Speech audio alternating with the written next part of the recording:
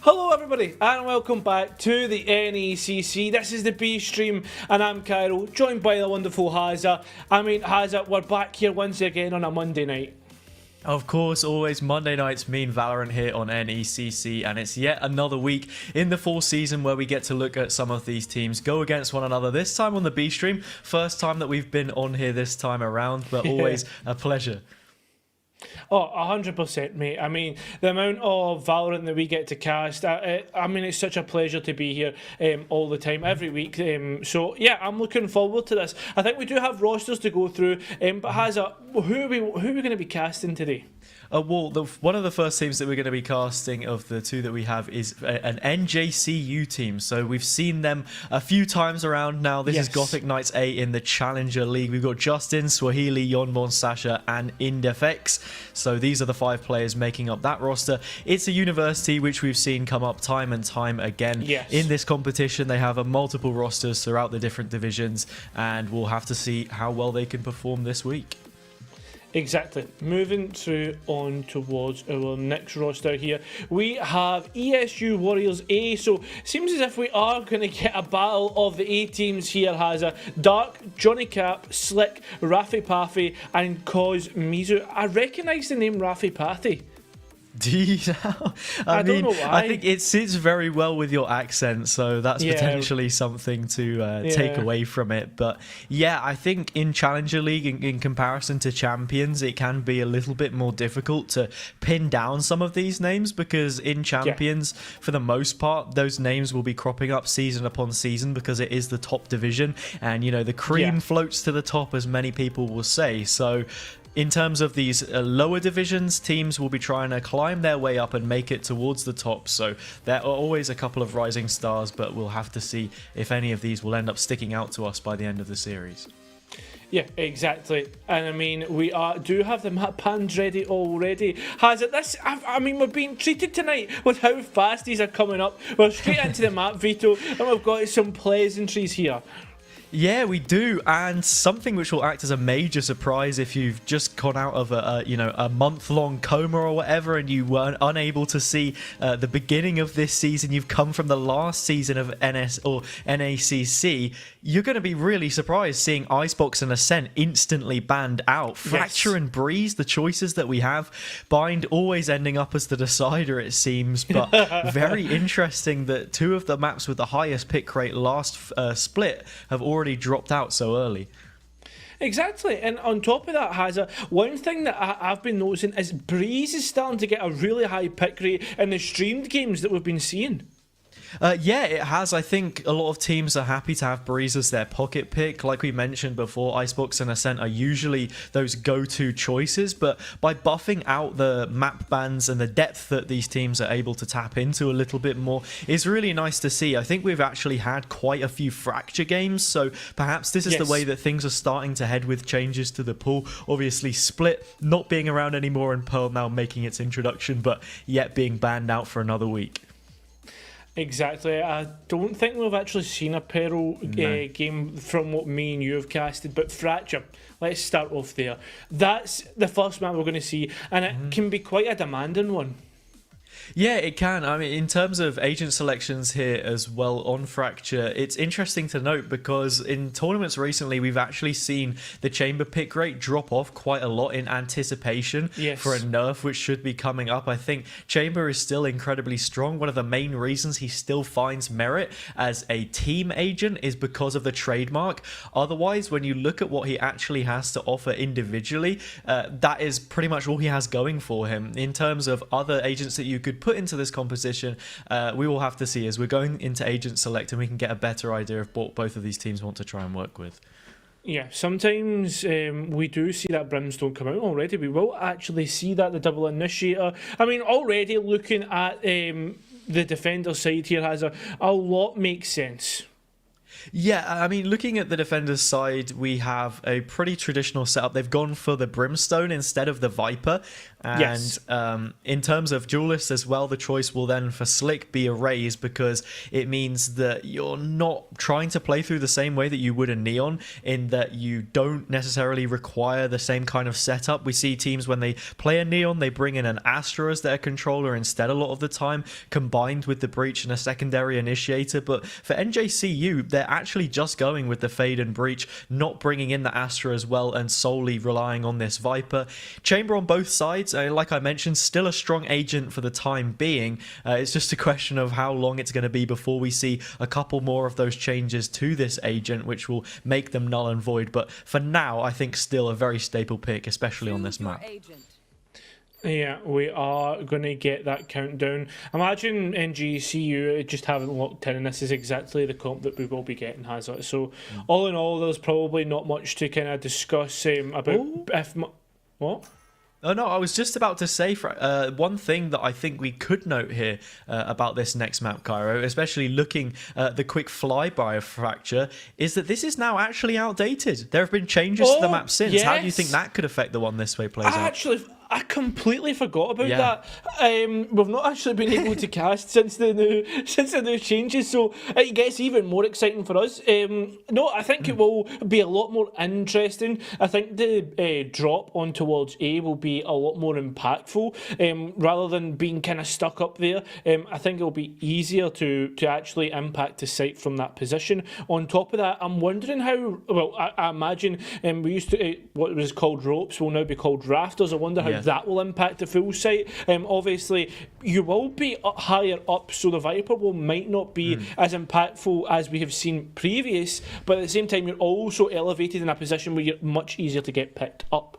Yeah, we'll have to see how it affects those win percentages for both defenders and attackers. Yes. I think in many ways it will help the attackers have a little bit more breathing room as they break in towards the site. But then also looking at the retake from defenders, it can then consequentially have impact there as well. I think it's so easy to just gloss over these changes because they have literally happened within the week that we have been casting. That's one of the things about regular casting with gigs like this, is that you're not always so tuned into things like that. But tuning straight into the pistol round here, we're seeing NJCU set up for a B split. ESU Warriors already getting proactive towards A. They know all about this push. Yeah, exactly, and they will find out that chamber rendezvous, which means Greedy Vicus is going to be isolated here. Justin on the other side, though, does take out Cosmozu, and there goes Dark. So NJCU are coming up massive here. Unfortunately, Rafi Pafi going to answer back, and this really is becoming a situation where it's becoming a bloodbath, Hazard. Yeah, and NJCU, they're completely restricted in terms of the control they have right now. These two players will have to fight their way from tower. Swahili's already got the first of those kills, bringing it down to a 2 versus 2. Fault line stunned nicely from Johnny Cap onto Yonbon, and now the player advantage sits with the defenders once more. They convert from it, and the defuse will be coming through to secure them the pistol round. Yeah, exactly. ESU doing great work there, all in all. And unfortunately, the NECC came down on B, so still not going to be able to see those changes just yet. All 4 ultimate orbs are available for people to pick up. That's one thing that we didn't really talk about. The interesting thing about Fracture, because everyone goes straight for talking about the big zip line underneath the map, when realistically, I think that the big thing is those 4 ultimate orbs. Yeah, and in terms of how the map plays, I think it is one of the biggest trends that we see with Fracture, how teams can generate those ultimate points a lot quicker, and for the most part, it's usually more beneficial to the attackers than it is the defenders, which is why I think people were early to jump on the idea that Fracture would be an attacker-sided map, but we're already seeing a cause for it being defender-sided. I mean, that point then goes against me as Slick gets taken out in main, but ESU had levied themselves quite a bit of control elsewhere. Going into the retake, however, they will be a player down. Damn. Yeah, down. I was supposed to say player disadvantage, player down. Look, you're just taking the mickey. Yeah, well, I like to take the mickey, but at this moment in time, ESU are taking the mickey. They've just walked straight into the site. They're taking these players apart. Realistically, not much to get excited about. Anti-eco, the players do well to shut down any pistol hope, I guess. So, yeah, that's that. Yeah, look, maybe being on the NECC broadcast made the inner American come out, and I sort of somehow managed to spawn myself an accent. I will give everyone who's watching the stream the liberty of not being subjected to my voice in such conditions, so that won't be happening. Maybe if we get a third map and something crazy happens, then I'll pull it out, but no, we save that one for special occasions. Maybe Halloween, it'll give people a fright. Oh, you give me a fright every time I see you, mate. No, that's terrible. That's shocking. You don't. You don't. Yeah, I apologise for that. And I think Swahili should apologise to Dark, because that's them absolutely slammed out, peeked out, and taken and collected. Yeah, and this is as well going to be NJCU's buy rounds, ESU on a bonus of sorts here.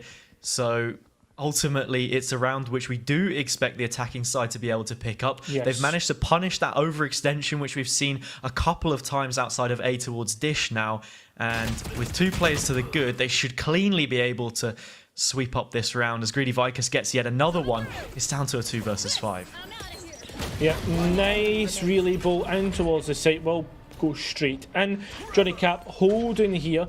See if they will be able to deny delay. But I think one thing that you should always talk about the rifle round is not how or if the attackers win it, or the people on the better buy, it's the manner in which they win it, how many rifles they get away with. And NJCU will get away with all 5 here, Hazza. Yeah, and the main thing to take away from that is the ESU haven't caused them any problems. There was no adaptation in terms of the game plan and what they were trying to achieve. Maybe potentially we could have seen a stack on either side of the map and then keeping some kind of a player advantage coming into the retake if things went elsewhere. But no, not troubling NJCU whatsoever. They keep 5 rifles. They start to build up some credits. ESU need a response here, or they could be facing up against not only a level scoreline, but a team which feels the momentum underneath their feet. Yeah, we did actually, or we do have a null command and a rolling thunder. 2 a very powerful combination, or 2 very powerful ultimates that can be combined, but it's on opposite ends. They've cleared the A site out completely as these 2 players on drop are distracted. It seems as if they are going to get a big engagement, but it is going to even out here, Hazza. Yeah, Slick able to find a double outside of Dish, which is very big work from that player. Now means that we're down to a 3 versus 3. They've leveled the field for the time being. Up close in the corner will be Swahili. Needs to get cleared out as those players are moving along the new rafters position, but the bullets don't connect. Cosmizo gets away with murder, and now the defenders have a chance to push in towards the site. Sasha from the corner, able to find the first, peeked onto the second. A nice adjustment, looking for the third, and they will get it. A huge clutch for NJCU as they begin to steam ahead. They certainly are steaming ahead, and we have another one of those ultimates. As one goes offline, another one will come up. Sasha now has the Viper's Pit, but on the other side we have a nice little combination that could potentially come online, Hazza, with that well, I was going to say the Orbital Strike and the Null Command. Yeah, we have some ultimates now to work with on both sides. I don't think we'll see ESU go for anything in this round. I mean, like you mentioned, they're close to getting even a few more online. For NJCU, they want to try and keep things clean. I don't think a Viper's Pit would be necessary for them here, but once more, it's just going to be that B split that we've seen them do with so much success. Nice fault line will narrowly avoid the position of Raffy Paffy, but they're pinned down, and just like that, it's only Slick left. And it is, again, something that we have talked about and discussed on cast. It is the pistol round syndrome that really has got ESU Warriors in a hold, in a rut almost. Paint shells, unfortunately, not hitting the mark. Slick will get taken out completely, and it will go towards Greedy Vicus, who now has another ultimate online. Yeah. And we see Justin 1 away from the overdrive here as well. So even if this round collapses from NJCU, they have enough credits. And not only that, they have ultimates like the Neon ult to change the pace up a little bit, go for a faster execute if necessary. But I mean, even saying that, I think both times that we've seen them go for a B split, players on the side of ESU have challenged and fallen almost immediately, giving them so much space to burst into and making that retake almost impossible. It seems as if it's just every single time for NJCU, pretty much direct. A split on either side, yes, but All in all, it's nothing too complicated. And they're just winning out on pure gun duels alone, which, I mean, you have to commend. Yeah, and you have to think back about that clutch from Sasha as well and how much weight that's potentially had in swinging things towards NJCU. Coming into the next round, they have plenty more confidence, reinvigorated, now taking the lead. ESU with an opportunity here to slow down some of that momentum, but at the exact same time, they're just always so overzealous, trying to peak absolutely every angle, but somehow winning it out. Yeah, ESU now with the advantage. There is still 2 ultimates that could potentially bring it back. We are going to see those ultimates come online. The breach utility working out against the chamber, but no, they can't get it. As the ultimate's invested, it's shut down, and only 1 player's left. It's all up to Justin, and well, Justin, you're all down back towards spawn. Yep, Justin didn't arrive in time, unfortunately. Sasha goes for the Viper's Pit there without clearing the site, so it was a very last final gambit play from NJCU to create any space for themselves in a site which was still firmly under the grasps of ESU. I think that's something immediately that I'm noticing about this defender's side. They're incredibly proactive in trying to find space on all areas of the map. We saw a late clear from Rafi Pafi and Cosmisu towards Arcade to look for some extra control, and they were able to find it, which really helped them out. It's going to just be about punishing these players on the side of NJCU. This time around, ESU actually not taking that opening duel, instead just playing a little bit slower. As they slowly creep up towards site, again, it's that direct push that we're seeing from NJCU with 3 players coming from main and 2 players coming from drop. It's that simple split. We are going to get the Nightfall invested, but on the other side, we do get the null command. The players are starting to completely shut down. We do get a trade though, and that will be the KO dropped on towards their hands and knees. The thing is though, Hazza, the players that are outside of site, they can't get in. Yeah, and I think Rafi Pafi will just be left to die here in no man's land. Sasha doubles up and finds one onto Dark as well, and now we're back to an even standing. Yonbon, the only player coming in from Dish, using the Haunt to reveal some information as the toxic screen goes up, just to keep these players distracted so that their comrades can make their way towards the site. Low HP on the NJCU side, and Slick gets yet another one, still on for the ace in this round. Oh, certainly is. That's a 4K, nice showstopper, and a little bit of techers there, Hazza. The player stuck up on default, and as Sasha swings, we are going to see the Brim pick up that player, and we will get another ultimate orb. Surely you stick that towards the race. Yeah, perhaps, I think so, considering the fact that Orbital Strike is already online. So, simple stuff, but, you know, all the while, good in-game management from ESU. Looking at NJCU there as well, Sasha coming up big with another multi-kill. Very, very impressive performance from her so far in this game, but I don't think NJCU can rely on these individual plays the same way that ESU can't. We said it a couple of times that they'll need to punish any kind of overextensions that we see, but I think on the previous, it was more of a fact that NJCU weren't cohesive enough in themselves because Slick was able to gun them down one by one. I don't think there was anyone on the ESU side to actually trade for them, so it is just coming down to the gunfights at this point in time rather than any creative utility usage of sorts. Oh, here we go, Hazza. Here we go, it's the sniper duel, and it will be Greedy Vikings to win this out.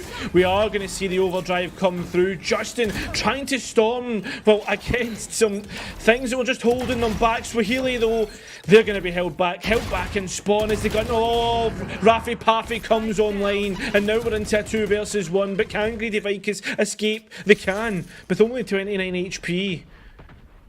Yeah, but when you're on low HP, the best weapon to pair it up with is going to be some form of sniper. The ultimate tour de force in the hands of Greedy Vikings in this situation.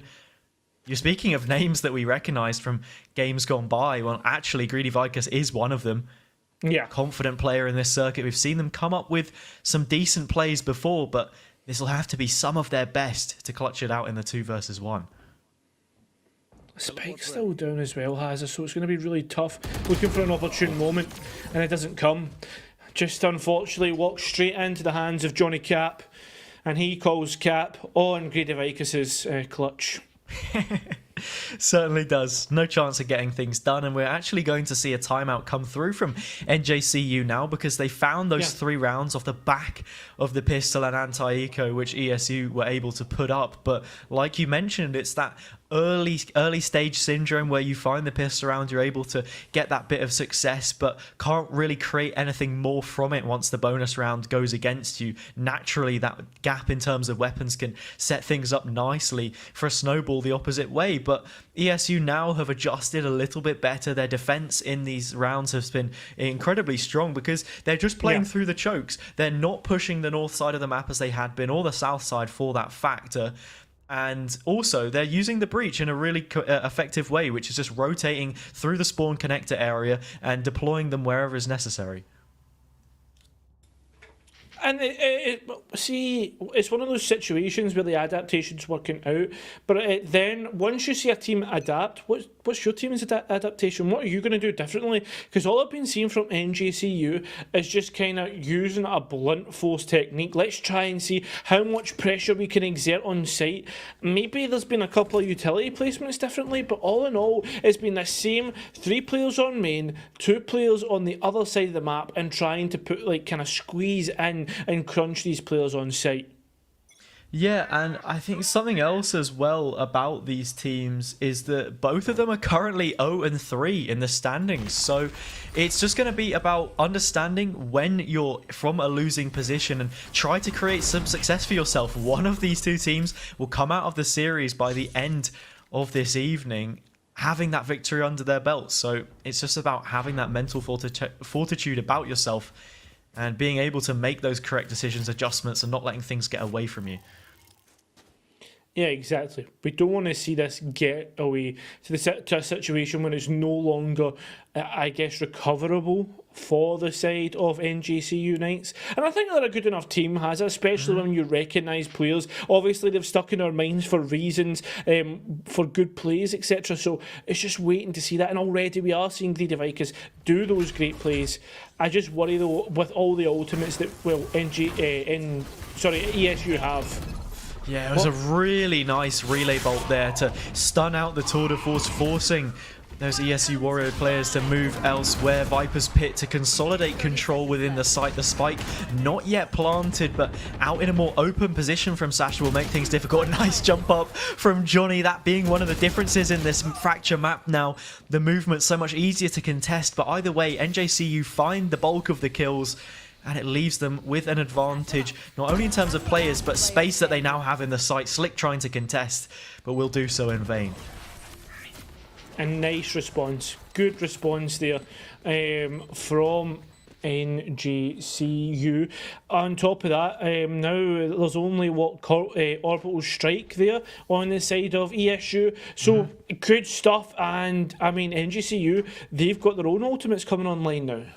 Yeah, looking at this round, I think it's going to be cut incredibly close. ESU at a slight disadvantage because they're not able to fully buy up, but by the same stroke, Dark has managed to buy himself up into an operator, so it could cause some serious issues here, especially the fact that there's players lining up outside of Dish as this initial peak looks to come through. Rendezvous ready to go, just holding the angle, and will find it on towards Greedy Vikas, so that we're going to see it already, advantage being made, but the Rolling Thunder's coming straight through. These players not wasting any time to collect control of the site.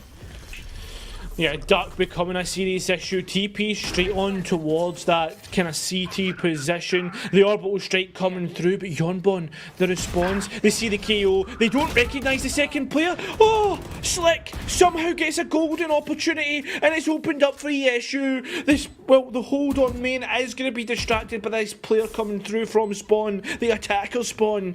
Can they get in towards the player holding in the cubby position in this corner? They will take out Slick. The breach swings, but isn't good enough to pick this up. It's all up to Dark, and they may just pick to hold and take away this operator, but they're being stunned out. And there's a crossfire established. Dark can win one, but can't win both.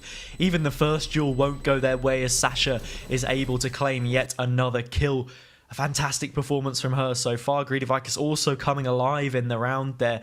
Good work from Swahili too in main. I think if Slick is able to find that kill, then suddenly ESU find themselves in a fantastic position to retake the site, and it is then a 3 versus 1 situation effectively, but leveling out the score and then maintaining that crossfire makes things so much easier for them. ESU a little bit disjointed in the retake, the orbital strike not quite flushing the corner of A, so there were gaps which NJCU could survive in, and another fast A take seems to be the call here, as Justin once more will lead the charge.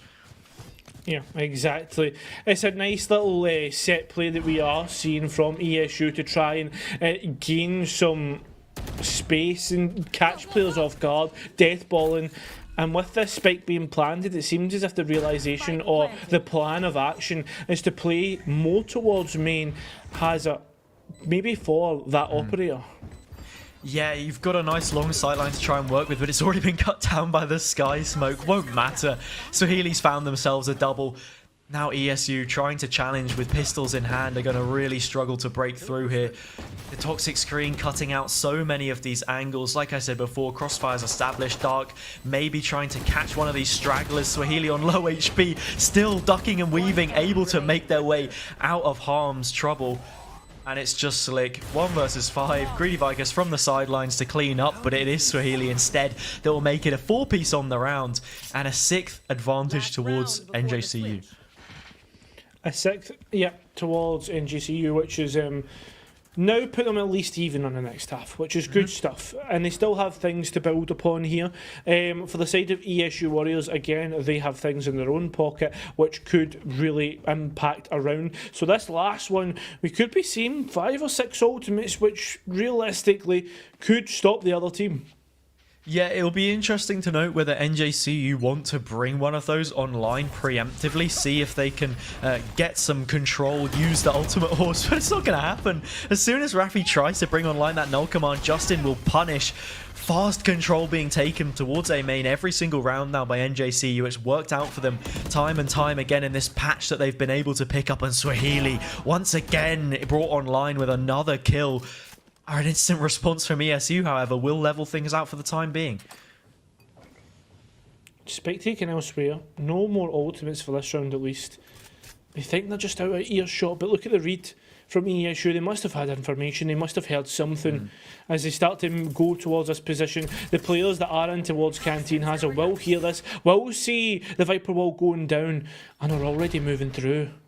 The trademark will confirm any suspicions. The toxic screen hadn't yet been committed, so ESU weren't sold that it was going to be an A execute, and they've guessed correctly because all 3 players are now made their way over towards B. Spike being planted, but look at NJCU in the site. They've got absolutely no control, backed up into the corner and trying to fight their way out of this difficult situation. So much utility will flush out Sasha, leaving it to just Swahili. Has the Rolling Thunder to commit, and won't be afraid to use it because this is the final round of the half, just waiting for the tap before they look to collect Slick inside it. Aftershock in the corner should confirm the kill as well. This will be just enough damage to knock them off their feet. Flashpoint to maybe contest, but still stays backed up. Cosmizu goes for the tap, but then peeks into the swing, just about wins it out. And with time to spare, this first half will be level. I cannot believe, Hazza, that ESU were able to win that out. We're even on the score count. We're even on the round count. And, I mean, realistically, ESU were in a very, very difficult situation there. We saw, like, the breach, Swahili played that so well. But unfortunately, after that swing, I thought the flashpoint would have been good, as we saw just before the breach swings out. They faced the flashpoint and they still had that visual effect round about the head. Yeah, I guess it's always a cruel mistress, right? You never know what is going on or how blind the other player actually is. There have been a couple of updates in recent patches to try and make it a little bit more visible, but ultimately you got to win out the duel. Swahili unable to do it, still sitting aloft this scoreboard for the time being. NJCU leveling things out for the half, and with how much momentum both of these teams have had in patches, I can't help but feel we may be going the distance in this series. It certainly does feel like it. Dark. Oh my goodness gracious me. It will get somewhat recovered as Swahili gets a one onto the opposite number, or gets one onto that chamber. but that spike's already going down, Hazard. And look at the control. You said it in the last round. This round, totally different. Yeah, we saw ESU take a lot of control towards Arcade and then slowly move in towards the site with those double kill with the double kill made on the flank from Dark. Makes things a lot easier, and they have a player advantage to work with here. They also have a lot of control towards the north side. The Toxic Stream will look to cut off some of these angles, but NJCU don't have too much time to work with. This 0 point will spot at least one player, which now notes to them that they are isolated from this position. Still though, those players will continue to move on from main.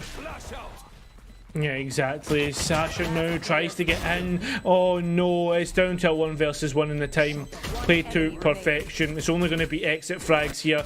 And yeah, there we are. Confirmed the spike will detonate and it will be 7-6.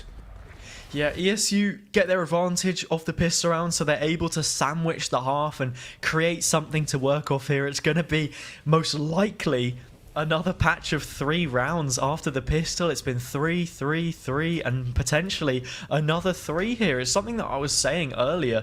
Neither of these teams seem to be in a position where they're able to keep a streak going for too long before a change is made with their opposition to do something to dismantle what has found them that kind of success. So really, really nice plays from both teams, equally up to the plate for the time being, and it makes you wonder why both of them are yet to register a win so far in the season. Yeah, exactly. Oh no. It might be things like that, leaving opportunities for players to punish. And I mean, look at Cosmuzu going to try and get that spike down. Justin now engaging on towards the chamber and will win it out. Somehow this is going to end up in an advantage towards the team with lesser weaponry. We'll have to see what ESU can pull out of the bag. It's almost as if I cursed it. As soon as you highlight a trend, it must be bucked. And already Justin goes flying in. Johnny able to find the first and the second. Eventually, things seem to come their way. Balance is restored. Order being cut down by Johnny, the sheriff in these parts, who gets a triple for himself and makes it an 8-3 SU. Yeah, exactly. I mean, it was a very costly one though, Hazard. Yeah, it has to be said. In terms of investment, realistically, it will be Sheriff's Light Shields Classics. Pots and pans, as we like to call it. And that's where you start to get worried. Yeah, and more than anything, that then delves into the idea that I was speaking about before. Maybe it's more of an observation in terms of the way that the economy works in this game and how teams haven't really been able to bank up a real secure amount of credits, I think it's fair to say here. NJCU have a significant advantage to work with. The real question will then be, into the next round, if we do see them continue to plow forwards, or if that kind of resistance can be felt with this early conditioning that the attackers have tried to build up. An initial kill from Greedy Vicus will set them off nicely, however. Oh no. They just walked straight into it. It's that... Oh, I was about to say, it's just that continuation. Swahili does get danked, but will take out the Brim. Dark now underneath, trying to see if they can find anything, and they're going to have a massive effort here, Hazard. Yeah, 4 of those rifles going to be kept for NJCU as it stands. Dark will need to take a few of them away and's already got one. Justin within body shot range, so this is going to be a second. The head taken off instead. A flush kill from them. Toxic Screen now deployed late in the round. A nice save there from Sasha to make it more difficult for Dark to challenge. But he's already slipped through the curtain. Getting ready to line up these next couple of players. Greedy Vicus on the close angle. Both of them facing together. The first one found, but not the second. A triple. Either way, big damage for ESU to take from that. I mean, I'm going to be honest here, mate. It's one of those situations, again, where me and you talk about the manner in which a round was won. That was not what they wanted. That is not NJCU going to feel confident after that round because they've let ESU into this. I mean, realistically, the lesser weaponry can win out, but I mean, that's a lot of shields to be forfeiting. Yeah, that is the main thing that they're forfeiting as a result, right? Shields. And they have also now given Dark the opportunity to move towards a tour de force. Still has credits to use in the next few rounds. Greedy Vicus will be dodging that 0 point, which looks to clear out close. And as Execute comes in, the rendezvous is forced. The hand taken away from them. And that's going to be sight control into the palms of ESU to try and work with. They have an Incendiary, an Orbital Strike to fall back on with main control firmly in their grips. This is going to be difficult to retake incredibly if there's a chance that Cosmito actually moves off of the site, but they seem to be standing firm for the time being. Yeah, Raffy Paffy essentially like a turret here, checking angles, making sure to maybe hold some in case people come through. And this is the problem with drop. It's so hard now to, I guess, fully swing in towards the site and get an angle. My goodness gracious me, that's a lovely double kill just off screen. We heard it right off, and here comes more heads. Ducks on for the ace, they just miss out, but it doesn't matter. Raffy Paffy will help out. And now we're in a 9-7 with a 2-round advantage towards ESU. The trend is finally broken, and it's ESU which draw first blood in that regard. They found themselves a clear-cut advantage on this side of the half. NJCU now reduced to pistols. Ultimates available for them. Justin may look to create some pressure with the overdrive, but even then, it's a tangent away from the main story, which is Dark having so much success in this game. That tour de force was gifted off the back of their own good work in the previous, and now they'll face up against a full buy. I'm so confused, however, as to why ESU weren't looking to play for that ultimate from main. A win condition maybe to rely on, and something that NJCU could have punished. I say that, they've just invested it straight away and Yombon's hit the deck. Yeah, exactly. I mean, Hazza, you answer questions, you got the answers, maybe not the one you were looking for, but I'll tell you something right now. It's certainly not the answer NJCU were looking for. They didn't want to know that answer, and now they've felt the pain of it. There is 2 ultimates of their own to use. I doubt they're going to use it. This would be a wasteful opportunity unless they somehow, again, miraculously come up with 3 kills and bring it even. I don't see that happening as the bullets just slowly fire off. They're getting ready to peak. Find out, clear the corners. They're going to walk by the Kato and Raffy Paffy and Cosmuzu. Well, that's a horrible name for me to pronounce. We'll win that out. Yeah, I mean, in any chance of them finding success would entirely hinge on finding a kill in that situation, right? You know, some kind of ledge from which to scale at a very slippery slope, and we're not going to see it happen. Timeout comes through. NJCU now with a better opportunity at leveling up in towards this game. They lead the way in terms of ultimate economy as well as the weapons that they'll now be able to invest. We see Greedy Vicus moving over in towards an operator, something which could find them a lot of success here from the defender's side, but so far struggling just a little bit at getting those initial kills. Yeah, they are struggling to get the initial kills. And I mean, Hazza, I think like they are slowly feeling the kind of loss of momentum from the other side, because ESU have just snowballed their way all the way through here. I mean, I was kind of worried because, I don't mean this in a disrespectful way, sometimes simple stuff, doing it simple works out, but when it comes to the strategy department, NJCU were keeping it simple, they were keeping it basic, and we didn't see much adaptation on their attacking half, sorry. Yeah, in terms of the way that they attacked it, it was very simple, right? Like you said, we saw a lot of times just split pushes, which worked out fair enough, but when NJCU looked to make changes for their defense, there was no response. You need to have that depth in the playbook. How deep does it run? There's questions that you're going to be asking here. And in terms of answers, it seems that Greedy Vicus on this operator could be a respite for them right now, as they've already found the opening kill. Rendezvous not yet committed, but the 0 point may force them to retreat. Actually, it's left them out on an island. That's going to be a really frustrating flash drive, but Sasha in support is able to trade. However, that sand control completely lost. Main control completely lost, Hazza. As Greedy Vicus takes this position back. Yeah, they have main control the defenders, but yeah, sorry, I meant the attackers. It's the flank that comes through, and it's so annoying the timing on the door closing, because it means that there's no refrag for Greedy Vicus on towards Dark. They'll hear the sound cue and look to turn away towards it once again, but finally these players are funneled in towards the site. The shot not connecting. Now a 2 versus 2 and a golden opportunity here for them to find something. Yeah, exactly. And now when we look at this, Johnny Cap just hiding away, 70 HP. and that will be the punishment. Justin with a triple. And with that being said, NJCU, after that timeout, will finally find the second round of this half. Yeah, and they start to close that gap. They stop the rot.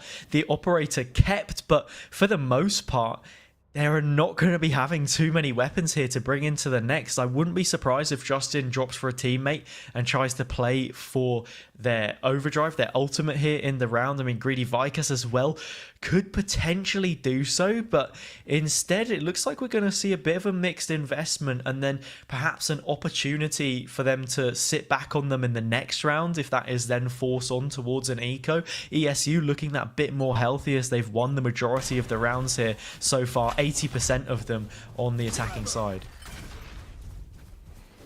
Again, it's that prioritisation of the ultimate points. I think we are going to see Dark move all the way underneath and maybe look towards the other. There is a player watching from tower, but look at Justin Hazza. Look at the way they've moved up. Slick has taken Swahili and caught. What a nice response there to that flank. They've taken him out and only 3 players remain. They're moving away. Rafi Pafi taking Sasha out is going to be absolutely massive for them. They don't even need the ultimate orbs anymore, Hazza, because they have so much in pocket to use. The trademark is a buzzkill for Dark. Just going to break it to keep NJCU pinned towards the spawn position, constantly anxious that this flank will come through. But it's never going to come to light, and it's actually just going to force the save call. It looks like NJCU will be retreating the whole way up with this operator, looking to try and save it. I think in many ways they'll be happy that this flank isn't actually coming through, because with it being Dark, there's plenty of problems that could have been caused. We saw that aggression come through on the south side of the map, Cairo, and I understand the want to try and create some control there, but I think a lot of the time, finding success from that kind of a flank will also require you to have presence in other areas of the map. This is why a lot of the time we see on the defensive side that they like to make a pinch happen towards the north side rather than the south side, because A main is a lot more difficult to contest in comparison to the other 2 choke points. So yeah, a little bit of a question mark in terms of what the idea was there, as it doesn't pan out for them, and we are probably going to be seeing an even more mixed investment from them here, yet again on a bad eco cycle and constantly backpedaling as ESU pick up rounds. ESU are just continuing forward, and this is it. I mean, with all these ultimates online, I mean, I'm asking myself, when do they get invested? When do they even get an opportunity to invest? Hemorrhaging these first picks is just allowing ESU to continue forward. And I mean, again, as you said, making NJCU on this defense second guess. A Viper's Pit invested towards A, they will at least have a little space, but not a lot towards that A main position. Not until Greedy Vicus stamps down their foot and is able to find the kill. Fault line traded with the Rolling Thunder, but one is certainly bigger than the other, and it has given the space necessary to push through this choke initially. Greedy Vicus trying to hold the cross, but the Sky Smokes will deny. We're going into the post-plant. We certainly are. Swahili gets taken out by Rafi Pafi, and we are going to see this situation where it is 4 versus 3. The noise for Dark completely taken away. The audio noise, although NJCU, they don't need noise, they just need bodies, and those bodies are hitting the floor. Dark now needs to respond as the audio comes back, although here is those final bullets for this round, Hazza, and that's a lot of ultimates invested. Oh, and that's a nice clutch play in the end from Justin. Has the high gear, so is able to go a little bit faster and pick themselves up a Vandal. An upgrade to carry through into the next round. It was the ultimate, of course, which they had invested, only playing on a Bucky otherwise. And NJCU, I don't want to say that they're lucky in that situation, but the fact that they pick up the round is pivotal to their survival in this game, because otherwise you would have seen them on another low buy. Even in this situation, they are barely able to scrape together the necessary credits to make this happen. Will still be able to have absolutely everything they need, but it's by incredibly fine margins. And well, once again, it seems as if we're going to be seeing this aggression come through from them. Justin heading the charge, but quite happy to just post up in this corner on Arcade. Yeah, and in terms of this situation here, Greedy Vicus isn't going to be met with anything in terms of flashes. The only thing they're going to get met is bodies. Dark will take Sasha, so the controller is gone, Hazard, but you can't help but feel with both controllers on either side gone, this is just going to turn into a bloodbath. Yeah, it certainly opens the fight up and, well, plays into the hands of Greedy Vicus on this operator, already taking 1 kill, but yet again, it's a similar situation. Sasha drops from Sand, and it forces them to control this all by themselves, but it is an errand which Greedy Vicus is only so happy to pick up. Pull the trigger, go on, fire it through the door as it looks to open up. Dark is there, and the trade could have happened, but it won't.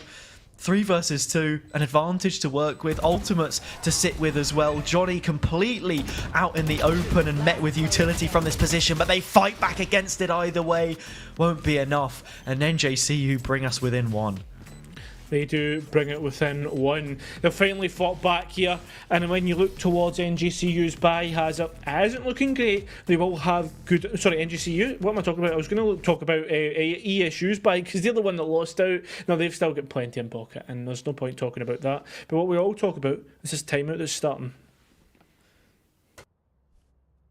Yeah, we do see ESU now go for the timeout, and I think this is completely fair from their perspective because looking at it, NJCU have allowed to be given space to move back in towards this game, and it's not exactly that they've done anything too ridiculous in terms of an adjustment in strategy. It's just that by Greedy Vicus playing on that operator through the position in A main, it's allowed things to be a lot more simple for NJCU because they've had a position of power from which to work. Then we've also seen Justin contest this top side of the map a couple of times, which has then made it more difficult for ESU to have the control that they find necessary. You're going to have to challenge either one of the two, the push on the north side or that extra control in A main on the south side, and it's these decisions which we need to see them provide answers to off the back of this pause. Yes, whether we can find these answers, whether we can find these situations. I mean, realistically, looking at it, again, we've been seeing the likes of getting these first picks going and almost gifted to the defenders. I mean, dry peeking an operator is not what you want, especially when you've got a fade just sitting in your pocket. Yeah, well, they don't have a fade. Fade is on the defender's side. Oh my goodness, because you have the breach. Yeah, exactly. You have the breach sun to contend this first angle, and we should see the fault line come through. It does. Greedy Vicus now stunned in this position, but there's no capitalization from it. A 0 point as well would shut down the rendezvous, but they're just not engaging with these feedback loops, and it's allowing Greedy Vicus time and time again to find similar success on this operator and claw NJCU back into this game. Yeah, when you try peek things, you are going to get punished. Greedy Vicus, luckily enough for this breach, cannot find that first shot and will get punished for the re-peek. Johnny Cap now holding on towards the swing out on rafters. Sasha will win that. Slick close by. Will they expect a second? I don't think they will. They'll drop through. They're going to find the bullets to their face. And now as this flank comes through, the players on site will be alerted. The showstopper doesn't get anything.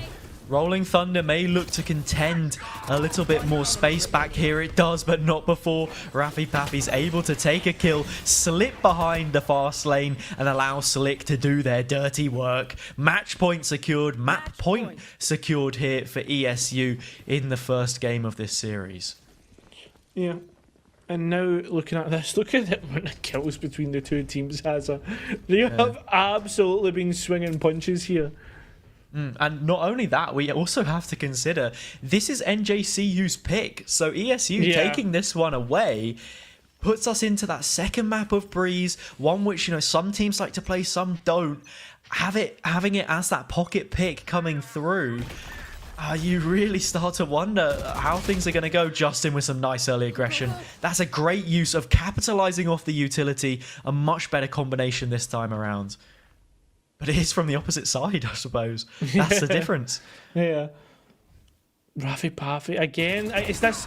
I was about to say, it's this situation where they are dry peeking. The 0 point comes through. This time will find these players. The Rolling Thunder from defender's spawn won't catch anybody. And as Greedy Vicus fires off shots, they will whiff. They won't collect that chamber, and that should have been free. Yeah, it's an uncharacteristic miss or two from Greedy Vicus. Maybe tempted to go and take Another duel here just outside of the sky smoke, but altogether too risky with so much hanging in the balance right now. They're down a man and they need to try and create this space back for themselves. Another shot. Another warning shot off from Greedy Vicus, but it's not one which is made of anything. Justin does have the response. Sasha needs to clear close. The angle has been changed to make it more favourable, but yet that interaction does not come through. Raffy Paffy on a triple, looking for a quad, gonna get it. 13-10, ESU take their opponent's map pick. They certainly do. On Breeze as well has such a tricky match to tricky map to kind of navigate, and they navigate it so well. Yeah, ESU able to break the balance in terms of rounds between them and NJCU. We saw them go back and forth. It was hotly contested. Neither of them quite able to string together too many rounds without having their opponents make a nice adaptation. We saw some good changes there from NJCU on their defender side towards the end, but still not enough to keep them in that game. And as a result, we will move on to Breeze. ESU with a one-map advantage, taking their opponent's pick and setting themselves up for a first potential victory so far of the split. Yeah, certainly are looking like that. But before we can confirm whether that is the case, Hazard, we will be taking a quick 5-minute break to get set up for our next map of Breeze.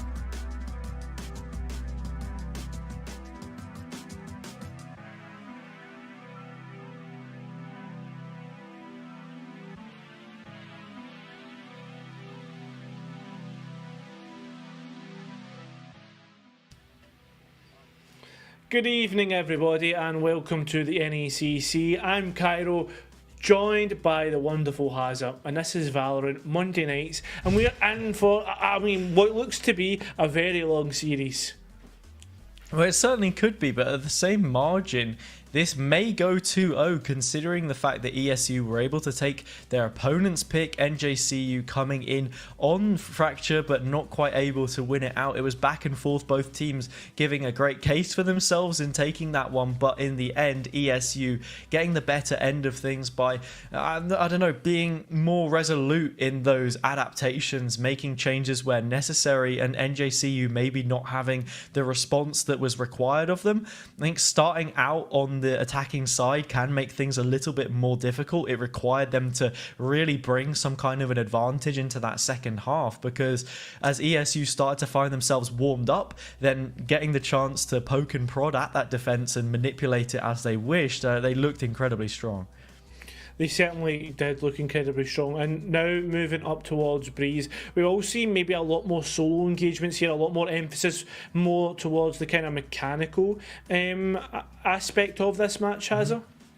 Yeah, I'm certainly going to be looking at the chamber duel between Dark and Greedy Vicus on this map, because I think opening picks are something which are incredibly important, and with the way that Breeze plays with a lot of early open angles that you're able to take towards mid, both mains on the map having incredibly long sight lines, allows for chamber to create so many problems. Justin and Slick also potentially both moving on to the Jet, as Justin teases us with the Phoenix for the time being. Yeah, Slick going onto the Jet at the very least will also give them an opportunity for a fast pick. So just seeing how these teams want to try and play, if it is to go for that early offensive or not, will be one of the questions that we have to look out for.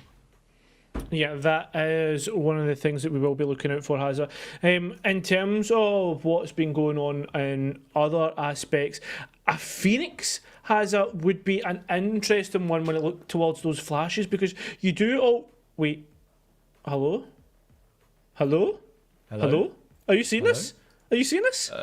Yeah. I don't think it's going to happen, yeah. No, well, I was excited. I was confused for a moment. I thought we'd seen a Euro or something, man. Like, we were getting the Paper X comp that they'd used in the final of Masters or something. Like, when you got the double duelist Euro Neil. I mean, come on, guys. Where's the creativity, man? Where are we seeing the Neon Euro with the Astra? What was it? Astra? I don't know if there was a Breach as well. I think there was definitely a Viper. It's an absolute fever dream, to be honest. I don't know. Like, whoever thought that was a good idea? But I mean, yeah. I think you're trying to say it's not a good idea. It's more about the execution, right? I think at this level you're probably not going to see it, and it's the way that you're able to play it out. It relies on a lot of factors coming in to your favor, I think, as well, if you consider it, right? Because when you're on the defender side, you want to be either more aggressive or find a good way to retake the site, and both of those agents being so individualistic in their utility, it can be hard to set things up in a team environment, I think. So that's why we've got these two mirror compositions, which I think also will make this a situation where both teams are very much an even account of one another. It's completely stylistic as to who's going to have the better performance here. I just hope we don't get to a situation where, like, on Breeze, we're looking at, like, every single time, like, these agents being played, because that's a lot of times we've casted Breeze and a very similar style comp being brought out. Yeah, exactly. I think that's the point that I was trying to make. Like, on a lot of these maps now, we're seeing incredibly similar agents. KO and Chamber, they always have those same interactions with one another. The Rendezvous 0 point, being able to take away the weaponry, this and that. But doesn't look like anything's going to be stagnating in terms of this round. Immediately, Sasha gets spotted out towards the backside. That'll be their utility strip back. Yonbon gone completely uncleared from the corner, but only able to find one before they drop. The kills are found, and ESU open things up on B. Yep, the spike now planted and with 3 players ready to take on 4. It's a mountain to climb, and Mulhaza, you know this. You need to get those mountain climbers on, those mountain boots. But with bullets flying astray like that from Raffy Paffy and finding massive chunks of health, you can't help but feel it won't be happening. Yep, the stall comes through and it's working out. The players taking their time, trying to isolate engagements, but the isolation isn't coming through. It's all doubled up for the side of ESU. And well. Yeah. And well. And well. Well. I mean, ESU able to pick that up, right? 4 players towards the back site. NJCU have lots of space to retake there as well. And we also saw Swahili send in that 0 point towards the pillar, and that confirmed that nobody was playing on spot. So there's always a chance that you can move on through. With how restricted the post plant is as well, you should be maximizing the gap in utility to close down those players and make it incredibly difficult for them to survive without taking heavy hits of damage. I think by losing the Sova player as one of those defenders of the site, however, it made things a lot more difficult to do that. And also, Sasha on the Viper, more utility that they can't work with as those players drop. So it just does come down to those engagements.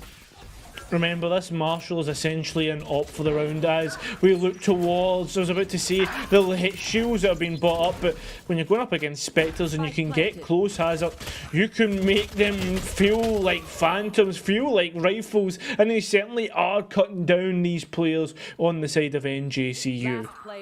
Yeah, ESU, an incredibly standard round from them as Cosmisu finds Yonbon. It's just Sasha with a classic. Not expecting much to happen here. We'll have to see if she can get maybe 1 kill. The first dink lands, but it will require a little more at that range. It's the proactivity from ESU in the post plant to take a bit of extra control towards backside, continue that oppressive reign against low weaponried opponents, and maximize those gaps in the arsenal. It'll be interesting to see if we're going to get a similar sort of thing when they go on towards, another execute towards A, when they understand that, look, maybe we're not going to have the same kind of gun advantage, if that mentality then is the exact same in a full gun round. Well, with the situation sitting at this point right now, Hansa, we are, looking towards the response of the NJCU. There's a nice one right there. There goes one. Dark isolated in a 1 versus 1 engagement. I guess that's what they want. They want to be in those types of engagements, but unfortunately, it just didn't work out. Yeah, now NJCU have cleared out the majority of A. It's also allowed for Greedy Vikas in mid to get a little bit more expansive with their territory, moving on forward, finding kill to Johnny, but Raffy Paffy is there to trade. There is some damage on towards the Jet player as they are looking to continually contest mid here. There's 2 players on the ESU side boxed in, looking for that kill. Not able to find it. The spray reset from Cosmisu eventually happens, and that has left A open for them to head through double doors, only at a player disadvantage. But I don't think they have any upgrades except for Raffy Paffy at this time.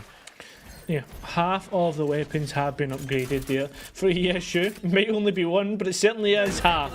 One of the players, again, Justin, is low, so this is something that maybe the Spectre could do work with, and that's why it's moving in towards the cave, because that's a lot closer on the angles and the distance for which they will be shooting. I was just about to say, I wonder whether NJCU are going to contest main or not, and they are. Cosmisu versus Sasha, this could mean a lot in terms of how the trajectory of this round will go, because now the lineups aren't available. Justin gets taken out. Raffy Paffy has a Vandal, has a chance to seal this round for their team. The spike not planted favourably whatsoever, and neither is the spray. Bullet connects to the head. Yonbon finds it. Sasha will defuse, and NJCU respond. And as casters, we want to see these teams just develop. So I hope that when we criticise, it's taken with kind of constructive, taken as constructive criticism. Because realistically, the difference between ESU being a great team, being a good team and a great team, is the fact that Cosmusu would have realised, right, this Spectre at the long range might not be great, but see if I hide in a little corner, see if I take this shot that I isolated to a shorter range, I could win that out. There goes one, and Rafi Pafi is looking pretty comfortable in that situation there, Hazza. Yeah. Not able to win it out, however, but is able to bring online the null command. And this will be a big gap which ESU could look to benefit from. However, Greedy Vikas has made the first kill on the round. And this is what we ask of those chamber players, especially coming into this game. We've already seen it now. And they have the advantage they required. Yeah, all we want to see is some destructive skill. The destruction has come through. Remember, this is ESU's gun round.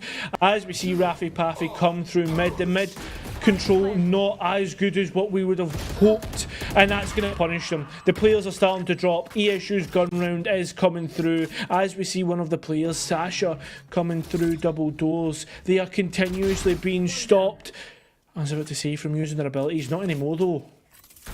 Yeah, now has the toxic screen up once again. Sasha has been very good at playing her wall incredibly reactively to what the opponents do, and it means that we're going to get a use of it here in the late round to cut off those angles in main. The only issue is that Toxin is running thin, thick and fast, and just like that it's going to drop, and it will give Dark an opportunity to challenge, not before Johnny's already able to take this first kill.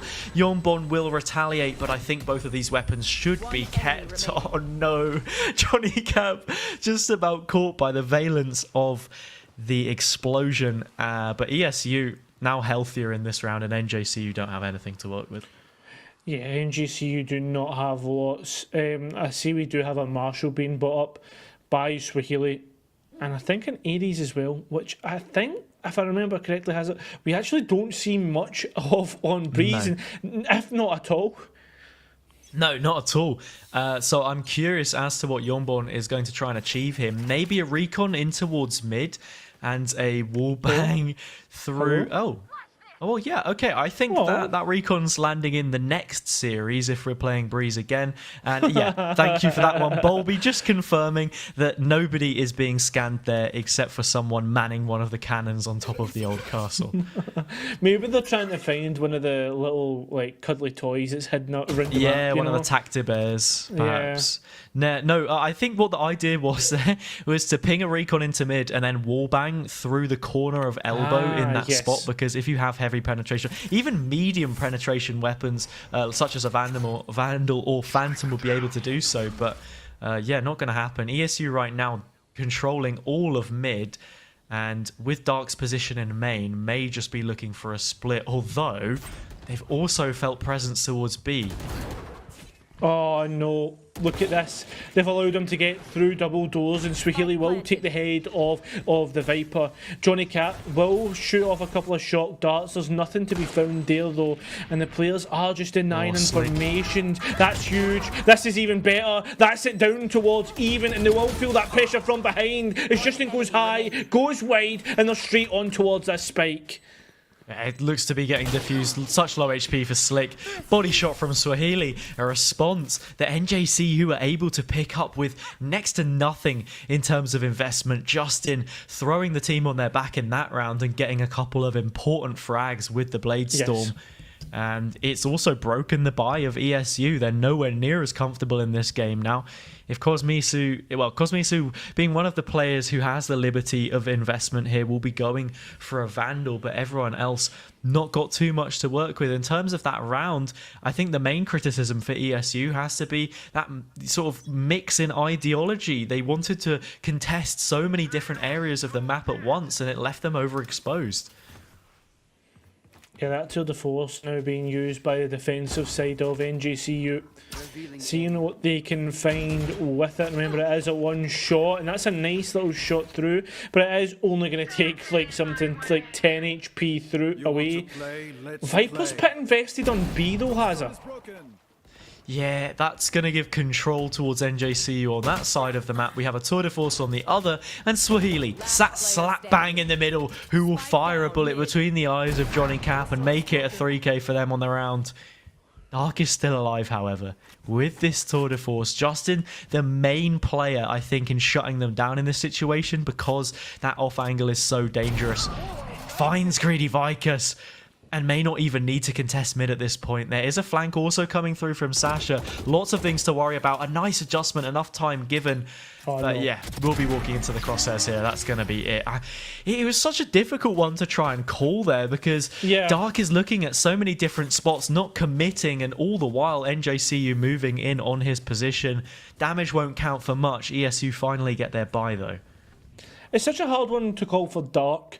And yeah, as you said, like where to move, but it's also hard to call in terms of, I mean, Greedy Vicus, if they pick up Justin and potentially swing round, it goes down to a 1 versus 1 hazard, and we are looking at a very different scenario. All in all, though, isn't that? So we don't need to worry about the hypotheticals. What we do need to worry about is a potential push out from mid of the NJCU players.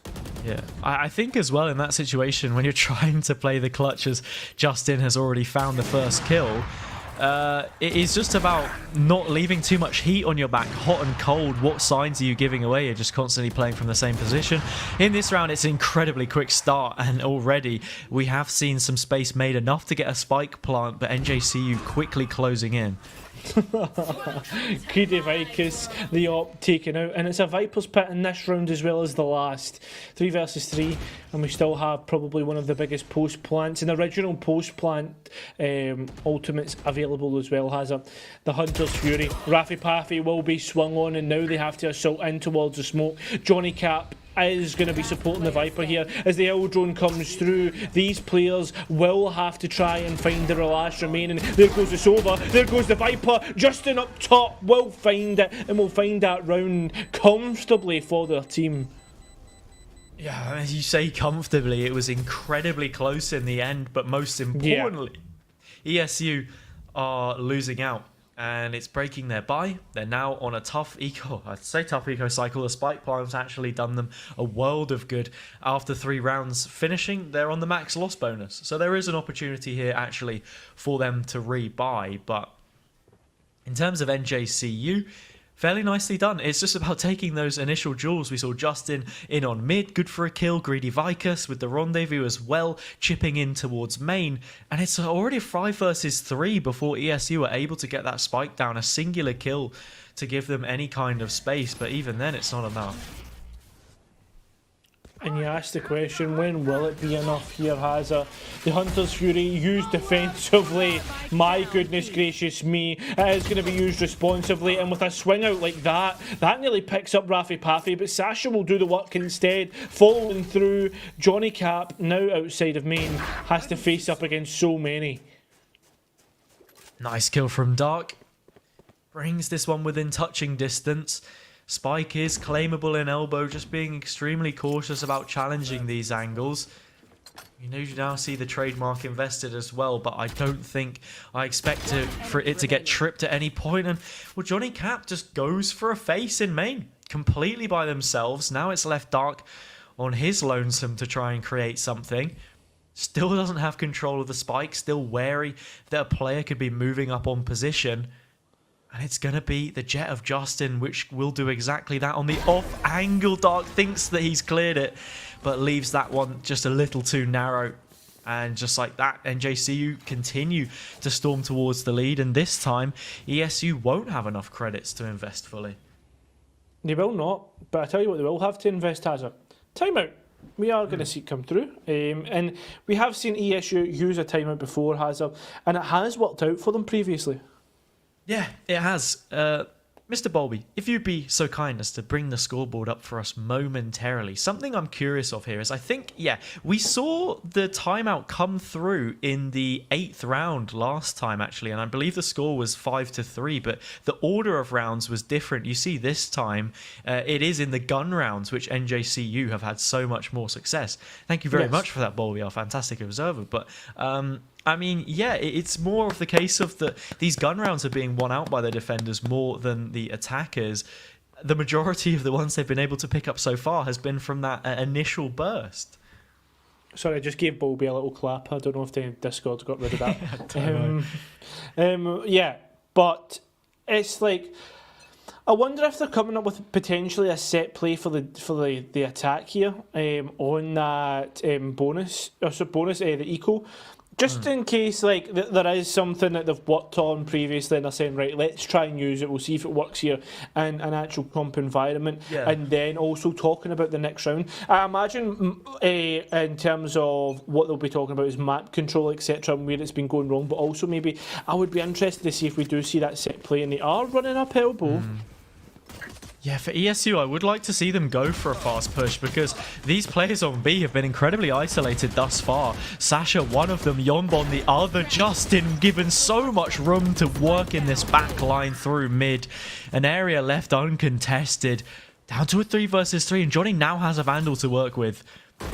Yep, they just miss out on the swing. Johnny does get Swahili, but as Justin comes back round, they swing harder. Oh, Rafi, though. They have got an upgrade and they've got flashes and even an ult command if they really wanted to deny. I mean, ultimates dashes away, tailwinds, but look at the spikers. Yeah, Justin's already used his tailwind, so that's not going to come into effect. I believe a couple of those cloudbursters may have left their pouch, but no, actually, you say that. The tailwind is the only thing which is gone, and it is 1 kill away from coming online. Of course, that goes completely out of the window in the 1 versus 1. And something else that seems to go out the window is control of the spike. Justin completely forgoing that and giving Rafi Paffy an opportunity to set up in a post plant, which seems to be coming on A with ample time to spare. And Justin's in no situation here to watch the spike and realistically react quickly to B. I mean, even in that situation... Sorry, yes, the 0 point coming in on mid, which has actually given them the call to come through. And now Rafi can look to move towards main. This is where the duel is going to happen. It's just a question of whether they expect Justin to be so far up already. I was going to do my best Duel of Fates impression. There's a couple of pings going out, and I don't know why. Maybe they're hoping to see if there's a cloud burst. Justin's going to just peek this straight away. Yeah, and now Rafi Paffy's the second player we've seen from that corner in recent days to do the mannequin challenge and just stand still, not aware of it whatsoever. I'm more surprised rather than anything that we didn't see him at the very least turn back towards main a couple of times, at least be aware of that being a possibility. Justin... perhaps just, ever so quick on the timing that it had completely slipped their mind. ESU lose out on another, but I think that's got to be a positive litmus test for them in terms of going for a quick mid play because they managed to bring it down incredibly close with minimal up front. Yeah, that is it. And, I mean, in terms of punishment, I mean, again, it's not massive amounts, but at least they've taken something away from the side of NJCU. Didn't really see many ultimates being used either in the last round, so there's still those to kind of contend with. In terms of mid, it's fully controlled by ESU, but they've not even checked the close corners. Yeah, and it's something which they've gone off of, I think, because Justin was able to have success there before. Rafi Paffy narrowly wins the fight, but it keeps ESU ahead in this game for the time being. Sasha incredibly exposed from the corner, looking left and right like a spectator at a tennis match, completely bewildered. Swahili does eventually get that first incision for NJCU, but ESU more than happy to set up in this situation and even go hunting for additional space. Yeah, and Swahili so low. I don't think this is going to be a call to save, but more a call to hide from the owl drone. I say that. And they might just be playing for exits. Maybe that's just the situation. I hate trying to hypothesize exactly what they're going to be doing in this situation when it's like such low members. Like it's a 1 versus X. Like, yeah, it's just... I think the best thing to do is just call upon experience and what you know to be true in this situation. Swahili will want to be holding onto this gun. That's no exception. Their life is a must here, but anything extra will be a bonus, and it's not even going to happen. Johnny finds the kill, and just like that, ESU do make good of those gaps that they were able to exploit on the previous rounds in their full buy. Fantastic. Fantastic indeed. And now looking at these the money that is in pockets, NJCU are the only team, I think, that can go on towards an equal in the last round, Hazza, if we do see ESU win this out. If not, we will be getting 2 rifle rounds and a potential 7-5 or even 8-4 for NJCU. I think it's looking more than likely that both of these teams will have enough credits to buy up for all remaining rounds, with there only being a couple left. This being one of them, Greedy Vicus getting greedy, trying to find a first kill, but rendezvousing out. Trademark has been spotted, and now they've got to be feeling incredibly tough about this situation that they find themselves in on A. Swahili does give a bit of breathing room by making that kill back outside of B. But yeah, things have completely opened up on A. Rafi's able to move onward and take out Yonbon for the second successive round in a row. Utility to get the presence here as well of Greedy Vicus, who's still lurking beneath the bridge. But like water under the bridge, Swahili's able to find just another kill. In terms of the space that's been retaken from NJCU, we've not seen much as a... Time still ticking away here, and as Greedy Vicus checks that switch, as cheeky, being able to hit it off, close the door, but realistically it can just be opened again, and this might just be a game of cat and mouse to move on towards the spike. But the time is getting low, the player moving on towards bridge has massive angles, but do they have that much? That's a lovely Hunter's Fury. That's just going to deny everything. Do they have much time? They don't have any time, and that will be confirmation of this round going through, and ESU putting it down to a potential 6-6. Yeah, we had Cosmisu and Johnny Cap playing from main with their utility, Hunter's Fury, Snake Bites, Poison Cloud, all of that stuff. And Slick with an incredibly nice timing from Hall. So that was able to alleviate a little bit of pressure, buy plenty of time by working in and around that sliding door as we saw. And ESU now with a good chance of tying up the half when we consider the amount of guns that NJCU, or the quality of them, should I say, that they're working with. However, we've seen a prioritization here, a stack of sorts towards this side of the map. Not only that, the Owl Drone will be following up with a Blade Storm. Lots of aggression towards this area, but it's instantly shut down by the attackers. Fantastic work being done there, Hazza, working... I mean, just to continuously get those picks. And look at that, they're working the picks, they're rotating away. There is obviously this one player out in towards the main position, but they're trying to retreat. They're trying not to be caught off guard. And that rendezvous, I don't think they have another destination to go to for Greedy Vicus. No, Greedy Vicus is completely pinned from this position with a Bucky. We'll have to get lucky, see what they can find. Nice trigger discipline on the first. You've got to be kidding me. Gets away with a Vandal, and now it looks doable. Tour de Force brought online, but swiftly taken out from underneath their feet. Slips from the grasp, and ESU respond. That's fantastic from them to refrag so quickly. It really is. It really, really is. Has the fact that they've been able to get return so quickly in turn. I mean, the fact that that swing came through from Rafi Pafi, so. I mean, I can't formulate my words right. Give me a second. It's almost can't be overstated how important it was. I think by the same margin, you could probably make an argument that Dark had overcooked it just a tad by peeking onto that angle and not fully fading away with a player advantage in that situation. But I think all of that is still cast to the side because NJCU had presence towards Nest, I believe it was, and that's where those last couple of players on the rotate ended up getting caught out. Yeah. I was going to just say, I was going to talk about the importance of always trading out and the time of that. Justin does get Rafi Pafi, and we are going to see 2 picks coming through straight away. As ESU tried to get aggressive, somehow Sasha tries to scarp her, and that's why Hazza is because, the spike was down. Oh, Greedy Vikers just grabs themselves a helping of the spike. And will now be able to get it planted on site. Cosmisu making their way through. Picks up a gun, so now there should be an awareness here from Swahili, who's just holding in the corner. He needs to clear out all of these players, and it's going to happen for them. Still from the corner is Swahili, who's looking to collect a couple of shots, and they do it.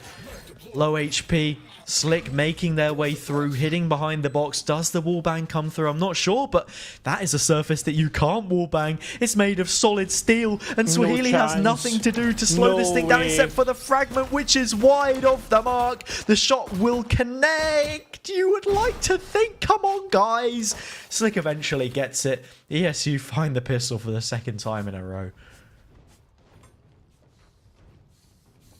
I can't believe we've seen that happen. I mean, it got so close. The shot didn't even connect when the swing came round the side. Oh, man. And they've let it slip. ESU somehow coming through there. NJCU, you can't help but feel for them because there were inches, literally centimetres on a desk that could have been swung through. Oh, do you know what? I don't want to make them feel the hurt because they will be feeling that hurt. At least it's going to be so much harder. That ping though on towards the Viper, they know exactly where they're going. The trademark makes it slower, but Yonbon from main will do what? That is a lovely spam from Slick. They knew exactly where they were going, and that player that's made this a little bit claustrophobic on sight is the player of Dark on main. Yeah, it's a lot of pressure which needed to be dealt with, but the rendezvous has allowed for him to regroup with the rest of these teammates, making the push now in from spawn. The spike still not planted. No extra credits to be carried through. Rafi will clean, and ESU stretch the gap to 2. Now this is the round that we have to be looking towards. If ESU are able to generate anything from this low buy, from this bonus, and build that snowball further, make it a streak of 6 rounds, 3 either side of the half, then NJCU are going to be in a very difficult spot to try and rectify. Exactly. And now, as we look towards what NJCU's ideas are, it will be a very, very strong push towards B, and they know exactly that this Viper can feel a little bit isolated here, especially what we saw from the last round, has the fact that that was the first pick that came through, and then obviously ESU help out. Yeah, we're seeing a nice push up of Tube here as well. That's the whole of the outside of A cleaned up. 0 Point already collecting information due to those main players. This retake is going to be 5 versus 5. ESU, this does put them on the back foot when you consider the weaponry gap that they'll be going against. Utility as well, potentially to have. But look, they've already found the first couple. Slick with a lovely headshot. Kumiso also chiming in. And now 3 players making their way through on the flank. Yeah, Dark now moving in with Slick, and look at how many players are in total here. Johnny Cap also getting that information dart just to clear out key corners. It's now up to the players that are moving through. What a swing, what a flick from Dark. It's 2 versus 2 and players are low. There is, I believe, a Marshall ringing off. It was Slick's, but Sasha gets a lovely swing through. Time getting low. It's going to have to be the Ghost to do work. They've downed at least 3 rifles. That'll be an advantage towards ESU, but at least NJCU was about to say gets out with 2. That's not the case anymore. Yeah, only getting out with 1. Yonbon drops. ESU now have a full buy. NJCU are going to want to throw everything they can at it. It's not going to look too pretty if they're able to get their way through this, because you've got 3 players on light shields. Utility is still there. I suppose not so much of an issue because there is a buy available, but Dark now on a tour de force looking to line this one up. The dastardly duo of Jet and Chamber currently causing quite a few woes here for NJCU. And they will be feeling it. This is one thing that has to be said. They will be feeling it. But right now, this rifle run for ESU, we'll need to see what NJCU can do to upset this, and a Viper's Pit is certainly a good idea to try and do that. Oh, a nice flash drive into the backside, sets Justin up perfectly to take out Johnny Cap. Dark finds that kill, Slick invests the tailwind, Cosmisu trading back and forth, all these players dropping. However, all the while the Viper stands up, the pit remains in place, and it's going to make this retake much more difficult for ESU to try and contend with. This is where it now begins as they start to assault in. Remember, they will be losing health. Oh my goodness gracious me. They all line up. And NJCU, they come through. Yonbon with a really nice double towards backside there. And it's a double up for rounds from NJCU now. Greedy Vikas moving on towards their tour de force, and the defending side stripped in terms of their cash. We're not going to see too much from them here. Dark on a hero Vandal, as they had the opportunity to buy up a little bit more. But for the most part, it's just about breaking away from the trend here, ESU. And when we look at what NJCU have been doing on their attack, it's been very much AB, AB, very straightforward executes with little to no variation in terms of strategy. Yeah, and the strategy, sometimes you need to vary it, you need to be varied, and you need to be ready to do anything. Dark just getting suppressed there as the push comes through, the flash drive not working out, but the guns are, and it seems to be all coming alive here for these players. Somehow we're down to a 2 versus 2, and the fact that Johnny Cap did get the tour de force and not a rifle will not be helpful. It certainly won't. There is a Blaze Storm for Slick, however, and they're willing to put this ultimate on the line for their chances in this round. What a killer headshot onto Sasha. Swahili flashing out to meet these players, but the only thing that will be greeting them is the sweet embrace of death. Johnny Cap with the Sheriff seals out the round, and ESU on minimal up front are able to take this round. Sorry. We are getting through in towards this one now, has it? Where ESU and NJCU are trading blow for blow. And when you keep going through these trades, when you keep going through this scenario here, has it? I mean, at what point does it stop? At what point do we see, I mean, I guess relegated for both teams on Badico? It's going to keep going this way, and I understand why. But we need someone to take hold of this, take hold of the tempo of the game and start making advantages.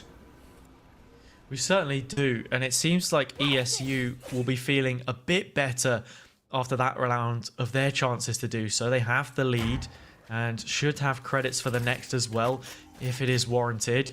I think the main thing to note is just the awareness of how these hits are coming through, the repetitions and what can be gathered from ESU as Rafi Paffy takes a nice early kill there. It was that kill for me from Slick on the previous which stood out the most, anticipating a swing backside as it had been the last time around and being able to deal with those issues from Justin. Obviously, with that rifle being picked up now, at least one of the other players has got that weapon. Oh my goodness gracious me, Greedy Vikas. Getting the timing of the sentry going against them. They're being valoranted, and now these players might feel as if they have to push now on towards the site. Rafi Paffy, lovely flash drive. They get the opportunity, but the opportunity taken away. And now we're into a 4 versus 3 potential post plant. 30 seconds left. Yeah, it is a 4 versus 3. Toxic Screen will veil those players as they look to head back towards main.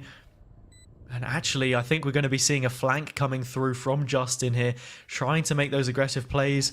Chamber player still alive, but trademark elsewhere, so giving them the green light to do as they please. Recon to follow things up. Sasha playing close on the pyramids, expected of, but here comes Justin, lining those players up and taking down 2 of them. Half the squadron hits the deck, and it's just Slick to try and clutch out a 1 versus 2. Can't quite find the first kill, which may stunt their chances, but they have got the second follow-up. I don't think the time is there for them, Cairo. It is just going to run thin, even if they look to stick it out. Bonbon is in place, and they take the head off to make it 9-9. Yeah, not going to let that mistake happen again, has it? Not going to let another defuse come through, which would have been another heartbreaking moment. Imagine if we had actually seen that come through after that situation. Yeah, I mean, it would have been ridiculous. I don't think there was even enough time if Slick had held it all the way down and was given the time and space to do so, because that first reticle had already closed. Yeah. We're seeing ESU buy into this round, however, which I find to be interesting. It's quite a risky one, right? They don't necessarily have the best set of weapons to back up their ambitions in terms of ultimates. NJCU with a Viper's Pit.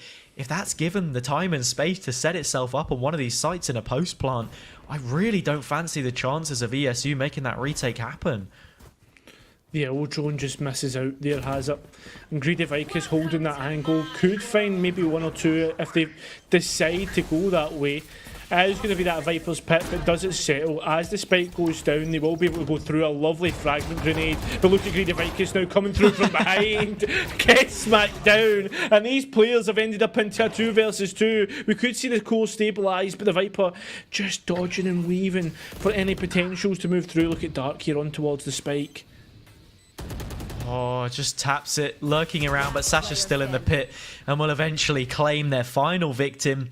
NJCU meet double digits and start to take the lead in this game. You wanted one of the teams to have some initiative. They're the ones to do it. ESU find a patch of kills as Greedy Vicus was charging things down with the judge. Range not favouring him whatsoever, but yeah, it doesn't really matter too much in the grand scheme of things. That's what I was saying.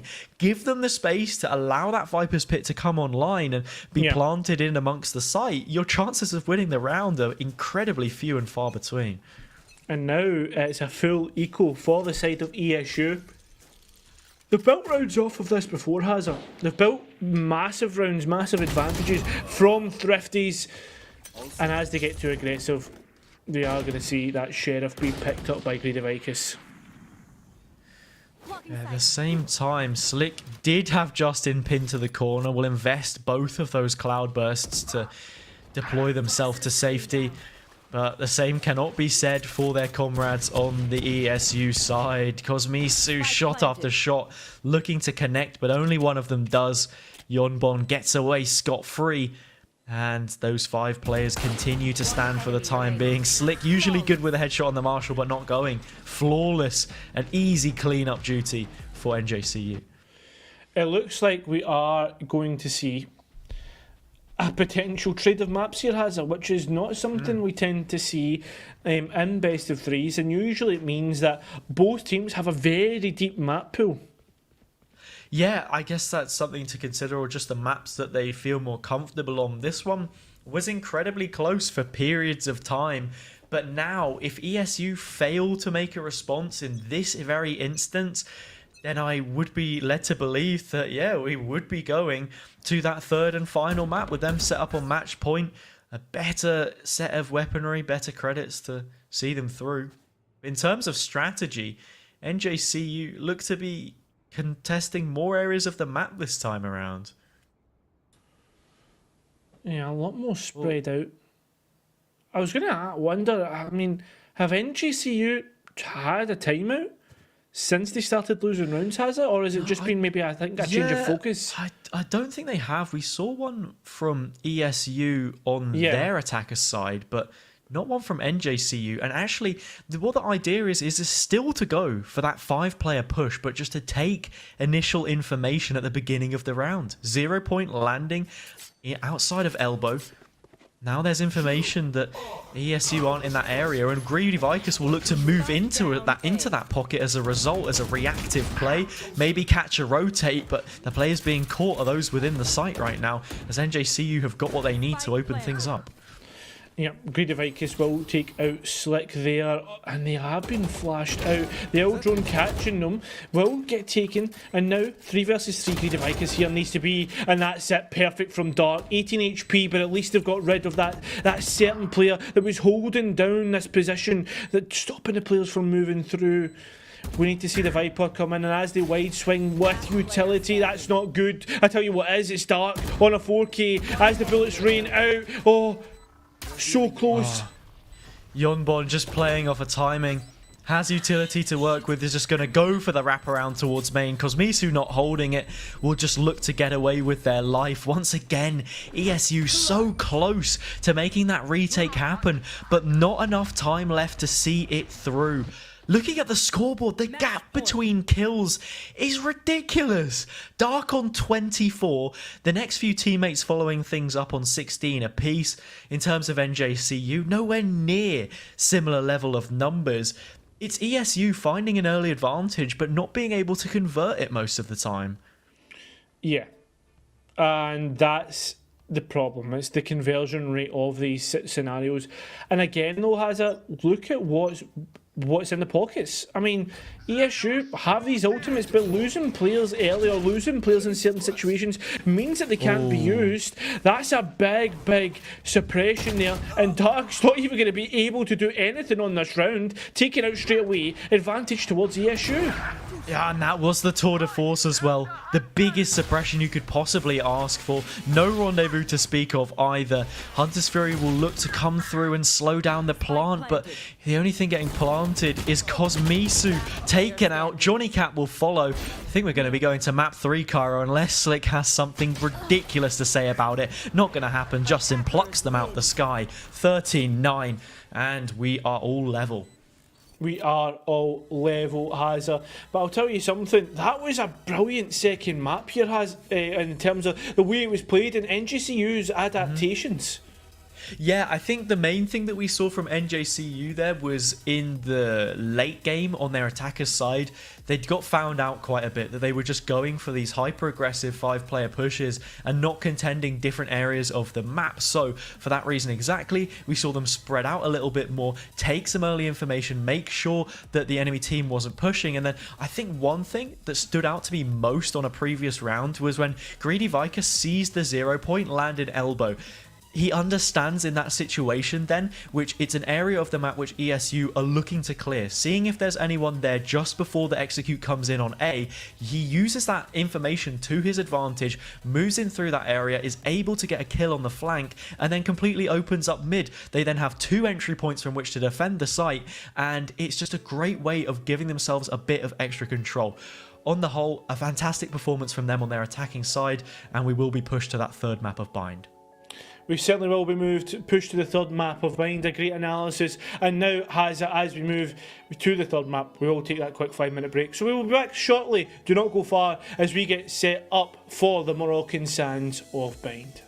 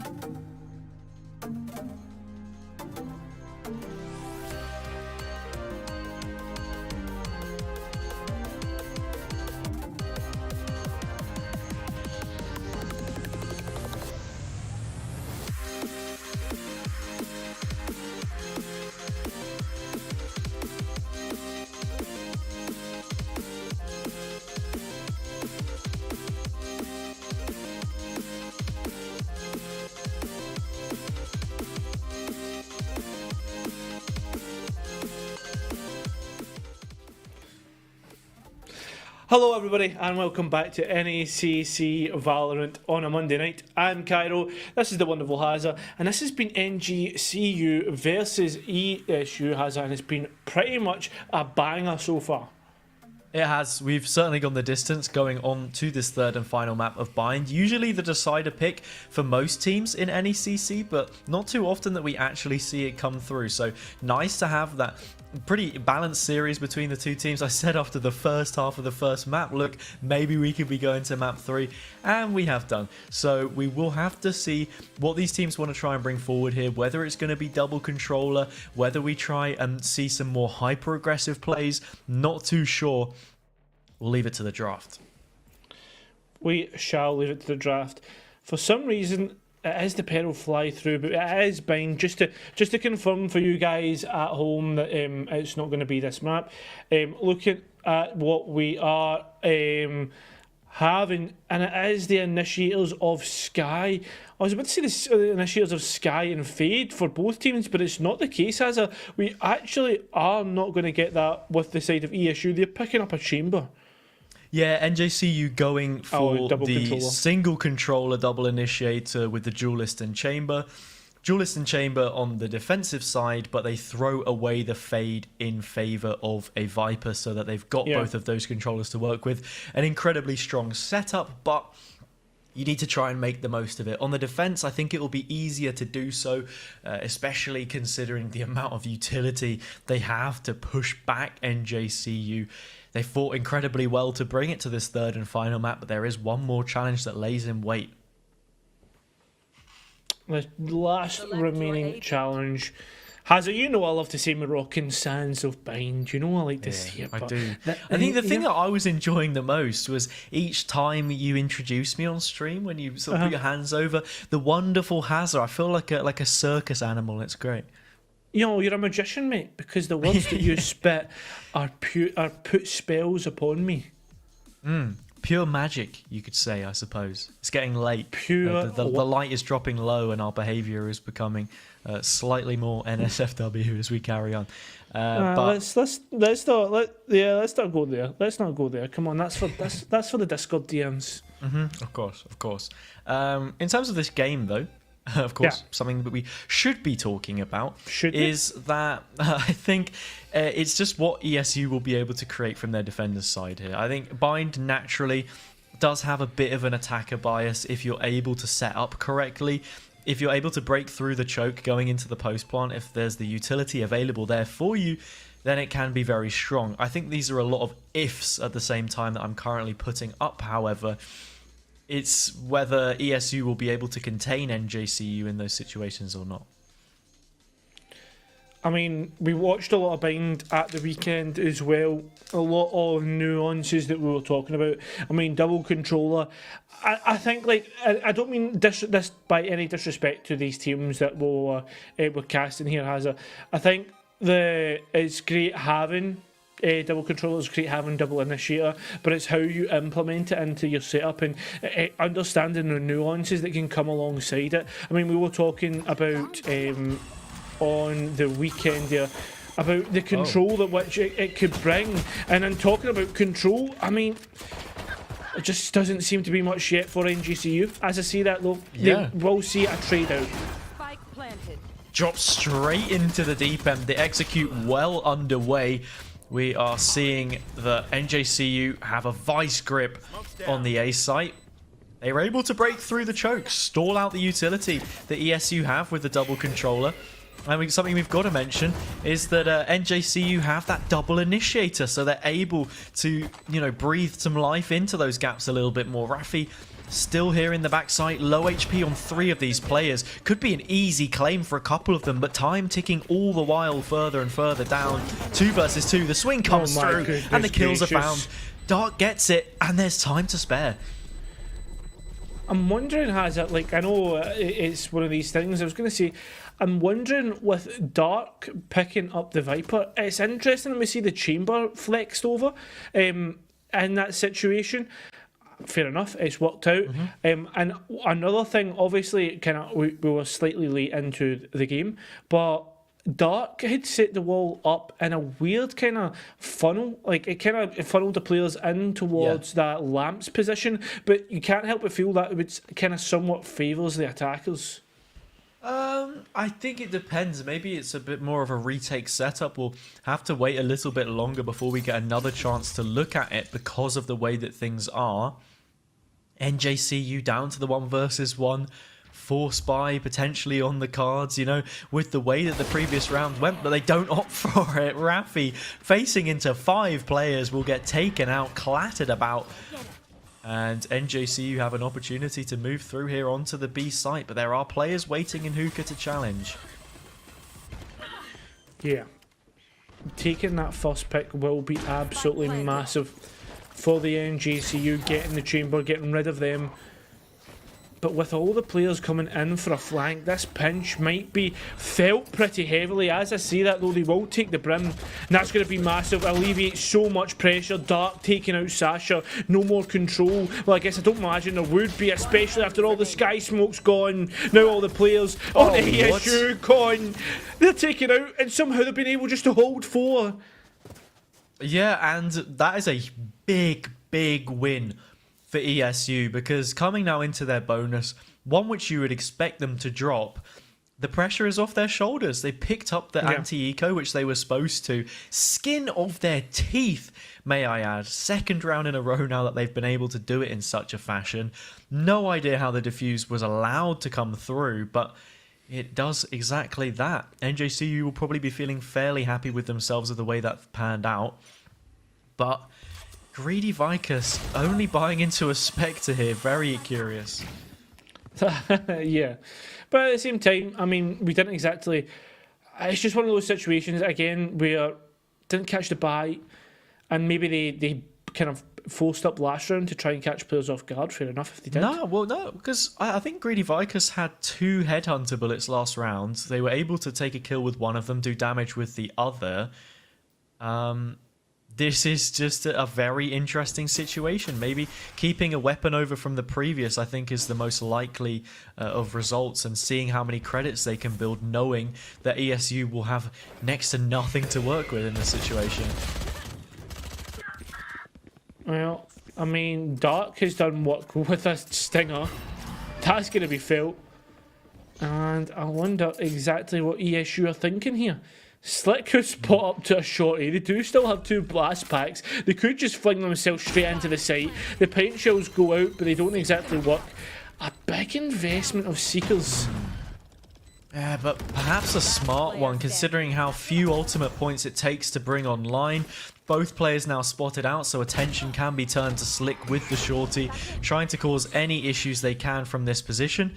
C's will tether them in place for the time being, and yeah, it's a formality the rest of this round. 34 points of health, but not wanting to give away an ult orb, but by the same margin, wanting to maybe try and get a kill here. Incredibly difficult stuff, and eventually it does happen. In terms of buy on that round, yeah, I understand the decision making now. Greedy Vicus just carrying through a weapon from the previous, not buying anything up, and has 8,000 credits to work with. So more than anything, it's a situation that allows NJCU to build up even further momentum coming into this next gun round. They'll be able to invest on the next regardless of the outcome. Greedy Vicus also has a Headhunter if needed, but is fully just going to go with the Vandal here this time around. Yeah, and if we actually look towards what Dark did with the Stinger Hazard, it was maybe a bigger investment than what we realised. Was able to get an additional ultimate orb there, and we are going to see that Viper's Pit invested towards short, and massive space taken away from the NJCU Gothic Knights A. Yeah, on short at the very least, but we're already seeing Greedy Vicus move through Shower. Boombot did clear out Fountain, but these players have already reaggressed. Yonbon seeing what they're able to find. Sasha leading the way. The controller player in this lineup. She's played fantastically so far, but we'll need to call upon that expertise a little bit more to get a few additional kills. Yonbon instead the first to challenge, and does drop Slick. Spike now making its way towards B. We're also seeing a push out from the Viper's Pit, which results in a kill. Dark finds the flank onto Greedy Vicus, so now all attention can focus towards the site itself. Yep, Justin now takes out Raffy Paffy. We're down to a 3 versus 2 here. The Spike can get put in towards here, and the Tube, which will be protected, for instance, if we do get to a potential clutch situation.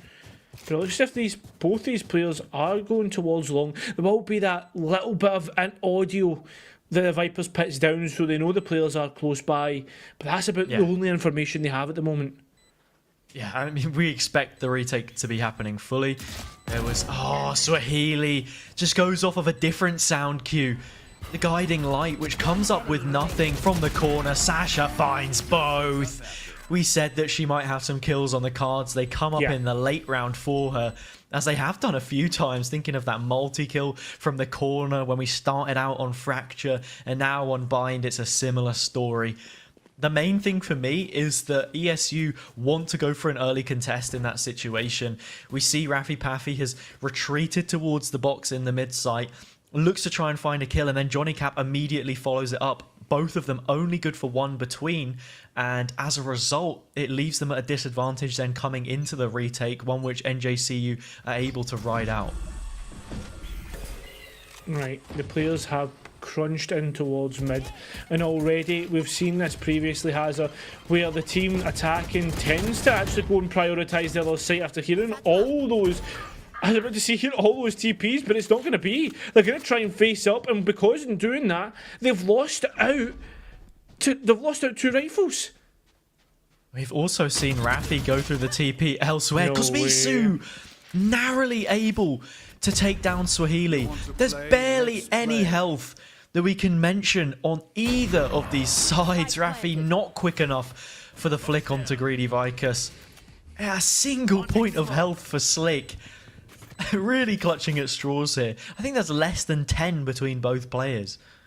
I mean, I think the good thing is that a player on 1 HP and a player on 40 HP takes the same amount of bullets to take out each player. The only thing is, though, is Greedy Vicus, is that's the biggest issue. Is Kosmisu is going to have to try and engage them, going to try and get close. They're hoping for a whiff. I don't think it's going to come through, as Greedy Vicus gets 4 on the round.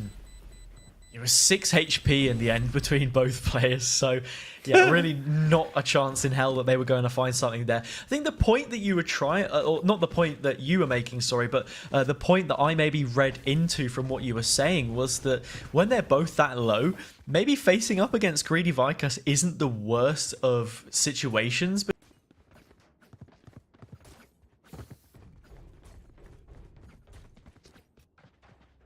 yeah.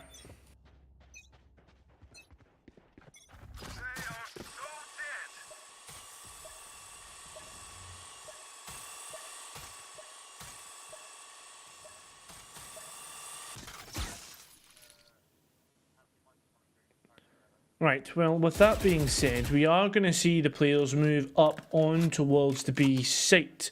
We are going to see that a little bit of a split with Greedy Vicus on this operator, a big investment. Raffy Paffy is going to be on the tour de force, shuts that down very quickly. The Sky Smoke down and just denying the players on that position. The only thing is, though, is if this Sky Smoke does disconnect, never mind, nothing to talk about here as we see all the ultimates invested. And with that being said, the site completely handed over. There is Seekers to come through. They will potentially find position. There is information there, but what information actually is there? All the players begin to get wiped out, and we are into a 4 versus 3.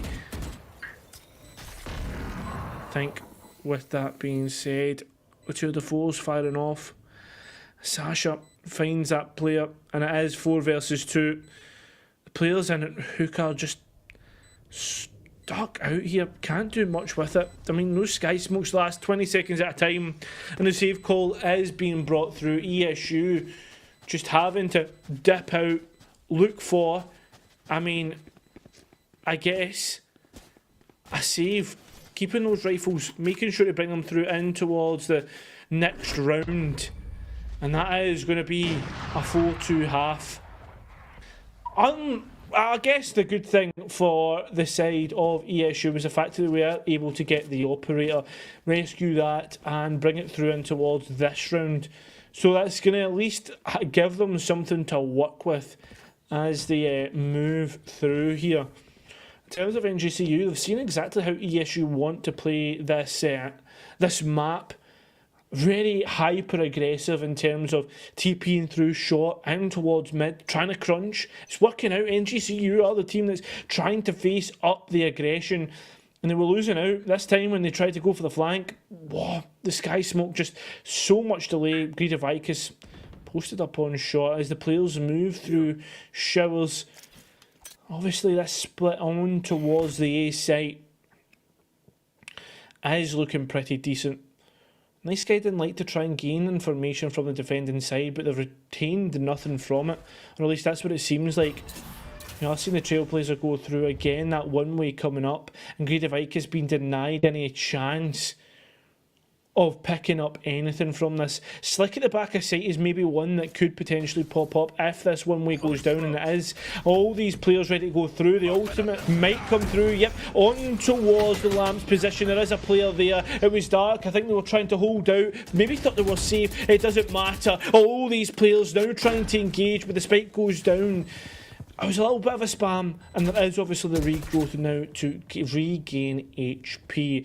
There's 3 players at the backside waiting for the 4th to come through. The Prowler gaining that information. The gun's starting to come alive, but can they find exactly what they want? The Op now holding through on towards backside, but it's only 1 player left. It's all up to Rafi Pafi. They're not going to find much as Swahili swings, and I mean, Rafi Pafi not even given a chance, just a glimpse, and they're taken out. Pika's advantage coming through, and we are going to get a timeout. But with that being said, I think we are going to get ESU, considering exactly what's going on. I know, Bobby, you can hear me. I just want to double check something. Can you hold tab for me so I can see that lovely scoreboard once again? Yep, I was about to see it. We are going to see that pistol round syndrome come through for ESU. That's all they've been able to win out. Everything else, all the rifle rounds, all the buy rounds, have been towards NJCU, which has been such a hard task. And that's where we are seeing the problems. We need to see ESU somewhat come up with an idea of what is going wrong. And I think that's where they will be sitting down and discussing what has been happening. I mean, I like the hyper-aggression. I like the crunches, for instance, in towards mid, having at least 1 or 2 players in hookah, having 1 or 2 players come through short. And I mean, they got rifles from that, but again, it's the conversion that we're talking about, that it's not working out. In terms of ultimates, they don't have much in this round, and they won't have much for a couple of rounds. I guess NJCU are in a much better position, not only in that buy, but also in the ultimate economy. It's going to be a fair few rounds before ESU even get back to fighting condition. And look at this setup here already. We are going to see it come through. A lot of utility, but again, what does it gain? Absolutely not. Only a potential situation, and that potential situation is being cut away. The Seeker's invested a potential crunch to come through teleporter, but no, it's not to happen. The player in teleporter is stuck, and so is Slick at the back of sight. Rafi Pafi trying to spam through the teleporter, but not finding much. My goodness gracious me, Slick, what a lovely shot, but even better shots come through from NJCU with a better weaponry and, well, a much better score count on those rounds. Yeah, of course, you know, looking at that last round, NJCU carrying on the momentum and looking very good. What? Is the voices speaking again? Yeah, what's up, man? How are you? Hello. NJCU, in terms of what they've done in the last couple of rounds, obviously I think there was scheduled maintenance or something going on, but ESU's pushes not amounting to much, as we can see. Slick able to find one there. And, I mean, that's just a flash buff, right? Really, Vikas unable to shoot it out. The second one flies through on the opposite side. 4 versus 4, however. Just seeing if Dark is going to overstep from spawn. Well, looking at this right now, has a 4 versus 4 and plenty of utility to burn through. They're still coming through. Look at this player in towards... I was just going to say, just outside long, Johnny Cat taking out Justin. That's going to deny that, well, I guess that pierce in towards the site. But look at the read. Yeah. Nice timing from Swahili. I didn't understand too much the thought process between sending Justin in on his lonesome in that situation, but they're able to make good of it. Back to a 3 versus 3, an even player count, should I say, but Cosmisu has other ideas, takes the head off of Sasha, controller player on the opposite side. And now nothing left to shroud these remaining NJCU players as they make their way through. Swahili exits the poison cloud, but it's ill-advised. Dark takes them out, and now it's all on Greedy Vikas with 20 seconds left to go to try and spare them in this round. Yeah, a little flash on towards Greedy Vikas. And they will pick up that operator. That's the first rifle round hazard that we've actually been able to see from ESU, which is...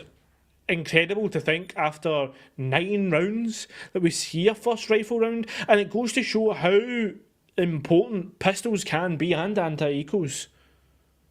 Yeah, of course, and I think in that situation ESU just win up their buy round. They're able to do it comfortably. Rafi will keep holding on towards an operator now, an upgrade which they've been able to find through killing Greedy Vikas, so very nicely played. It's just going to be about keeping that scoreline respectable, giving themselves a baseline of rounds. I think one more would be the minimum that they'll be looking to pick up here, ESU. And if they find this against NJCU, there's always a chance that they can break that economy, because there is still gap to do so, and maybe push them onto even an eco round for one of these to make things a little bit more favourable. I don't know if that's coming up on the feed, but if it is, we are being trolled so hard. I can't see anything, mate. You can't see anything? What are you seeing? Tell me. Show and tell. Am I imagining things? I think you are. I was doing a slight Jamie Carragher impression earlier, but I don't think that voice was fake. That was definitely me. No, that was the voices, bro. No, Justin straight in, looks the wrong way, takes out Dart, and the site's open. I'm not gonna lie, this has been a fairly random experience. I mean, Justin even flying in there is it's just ridiculous. Not getting punished whatsoever. ESU now down a man, trying to make their way through. Cosmiso looking to work around their own sky smoke, has left a gap from which to make their ways through. Swahili won't hold a more aggressive angle and gets punished from playing in the cubby. Orbital strike and an incendiary to work with here, the first of which goes out towards elbow, but Yombom peeks to the side, and NJCU take their advantage on the half. So I have confirmation. Pardon me, Hazard. I was just so you know, I was getting a funny GIF come through on my side of the feed. Okay. Of a certain song. Oh, that's what they all say, really. Yeah, it was a Rick Astley one. I was getting rickrolled in the chat. You've been let down. You've been given up. You've been let down.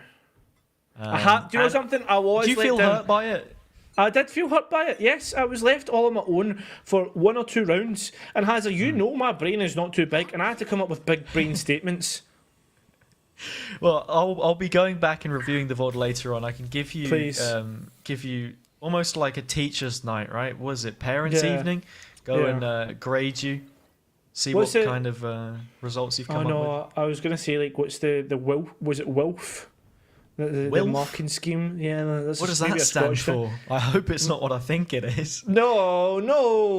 What? That's wrong. Come on, this is a PG-13 stream. it was like certain like what. Like imagination, learning, and then like going forward. I have absolutely no idea. I remember P wet, and Justin has wet up a couple of players with the Phantom there. Takes them down, 5 versus 2. ESU looking to make their way back through. Yeah, Johnny Cap, if they do end up losing their position here, their life, they will at least have the ultimate to go through. It's a nice little rhythm going through with those two players just tapping away. An orchestra of bullets firing through here, and all of them connect for NJCU. Flawless round. ESU not able to get anything in that instance. This is the final chance that they have to do anything here. We spoke about broken buys. NJCU have managed to do it time and time again to this defensive team.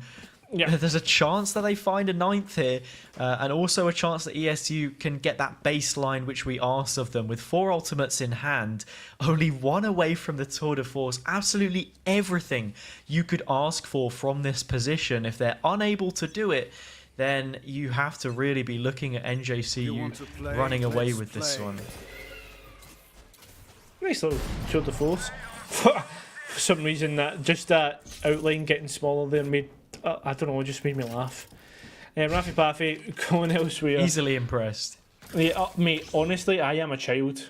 I'll happily admit it. I'll be the first one to admit it. And the Viper will already put down on B. Obviously, they do have the Brim on A. And in terms of control and what those 2 controllers have brought, it hasn't been a whole lot. And the most interesting thing to me, actually, looking at the ultimates that we have here on the ESU side, is that they haven't gone for that play with the Viper's Pit once again. Seekers for NJCU not coming online for quite a while. Rafi in the corner here with the Tour de Force may look to try and do something, but it seems as if ESU are going to be quite comfortable. Uses the Orbital Strike to give them more time, allow the rotate. Dark in the back lines, able to pick away 1 from the pack as well. Sasha tapping it once more and then heading through the teleporter. Trademark still in place, so still an opportunity here for them to shut out. Yonbon was just waiting to see if anyone was to follow, and they do, just at the wrong time. And now we need to see a Justin heroics. Can we see has a potential clippable moment, one to stick in the frag movie? I don't know. It's tapping left and right, but the time ticks ever closer towards their demise in this round. NJCU's chances in this game has to do it. Needed to have stuck it within the next couple seconds or so, but looked to take the fight and ended up in the middle of an NJCU sandwich, or an ESU sandwich, should I say, as the teams quickly swap over. That shows my inexperience and how I like to read text off a screen. This is maybe a good segue here, Hazza. As I went to a high pitched voice. You know exactly what I'm going to ask for here. I'm going to ask for one of your famous impressions. Cairo, mate, look, as much as I love Riot Games trademark, I do not want to do the Heimerdinger voice at this hour. Wow. You know, for those who are aware, of course, we're in the UK time zone. That means it's already 1 p.m. It's already 1 a.m. in the morning, right? And and so the rest of my family are sleeping, and as reparations, it seems these players are going to be heading in towards A and not using the Hextech teleporter. Oh, there it is! Yes, excellent, fantastic. It's like my own little doll that I can play with and request things to happen. Dark requesting that Yonbon not peek out. Justin though requesting that Rafi Paffy not attempt to take this site. It seems as if it is going to go back and forth and somehow end up in a 2 versus 2 advantage towards the Gothic Knights on the Held, and they're certainly going to continue to do that. Last player standing. 1 enemy remaining.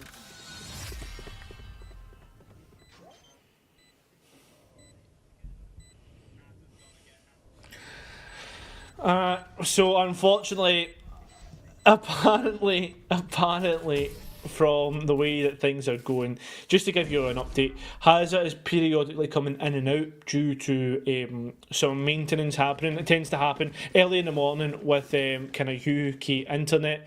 It's definitely not his family turning off the router because it's late at night and he's decided to cast. But with that being said, we are going to move into the next round. You guys, unfortunately, are going to have to listen to me for a full anti-eco round and potentially more, depending on how things go on here. So, with that being said, Hazza can still hear me. So, Hazza, if you can still hear me, just to let you know, mate, I'll keep it going just for you. Slick facing up against two players that have upgraded weapons, and they will punish it. That's why you don't solo. You try and peek it together and play in almost a death ball stance, usually on an eco, unless you are an absolute god on the pistol. Raffy Paffy will show exactly what we mean by that, by doing some punishment here. There is Sasha at the back of sight, does have a Spectre, and again there was two players there, and closing that angle made them walk out. We're 4 versus 3 here. Obviously, with so early in the match, there is no ultimates to invest. But I tell you what, there is being invested. A lot of weapons, a lot of utility. And with this time ticking away, you can't help but make it feel as if it will favour ESU, just because these players will have to clear sight, will have to clear these angles, will have to take liberties, and those liberties are somehow working out. As I say that though, Justin now in towards a clutch situation. The time getting low, still has to reload and face up against Raffy Paffy. I was talking about all these things and potentially if buts and maybes, but even at that, ESU deny what we think and are going to win out on fifth round, or their fifth round. So unfortunately, that is going to be the scenario. Greedy Vicus has bought up a Bucky. I think we've seen that scenario before where they're just chilling outside of a main on the breeze and managed to get a double kill, which was pretty big in the grand scheme of things. But whether that continues, different story. Whether they can bring up the same sort of impact. Can we even see pistol rounds, thrifty rounds traded? We are going to see a lot of investment here. My goodness, Dark just caught out because Mizo just so much better. Gets a double with that Vandal and Dark will follow it up. That's 3 kills on the round. Greedy Vicus has no charges as we hear and is now going to have to rotate, and it is going to be a flank. These players in on the site have yet to get the spike down. They'll do so pretty quickly. And as we see, the Trailblazer invested, as you might think, just to clear out in towards CT, maybe gain any additional information. The players coming on the flank are trying to see, taking their time, what they can find. Not much, to be honest. There's just a lot of blue X's as they approach short. Trademark Good catches out this flank. Johnny Cap catches Greedy Vicus, and Sasha now on 20 HP. Can they somehow find out? They can find out one. But the Vandal, if they did have any, can easily be picked up by one of these players. It will do so. Dark will pick it up. And we are heading in towards 6-9. So there's somewhat a comeback coming on here for the ESU Warriors, which is fantastic for the ESU Warriors fans. But if you're NJCU Gothic, you're thinking, well, not a gamble as such, but how did they win out that anti-eco? They could be miles ahead, 3 rounds from winning out this map, but it's not going to be. And with that being said, Hazard, we are going to see this comeback beginning, a real momentum for this attacking side. Yeah, they look to carry on moving forward. And you said as well, about looking at compositions here with ESU and the fact that NJCU don't have that double controller. It's not the same kind of shutout. That one Sky Smoke not doing very much to deter these players. Already seen flying through is the Raze and getting that opener. But look, there are trades back and forth here, and NJCU all the while moving closer to a prospect for finding their 10th. But Dark does have a retaliation. Certainly does. Sasha does get... Oh, okay. Never mind. there we go, a complete wipeout. But the difference is, talking about momentum, talking about things invested in towards us, invested in past and previous rounds, etc.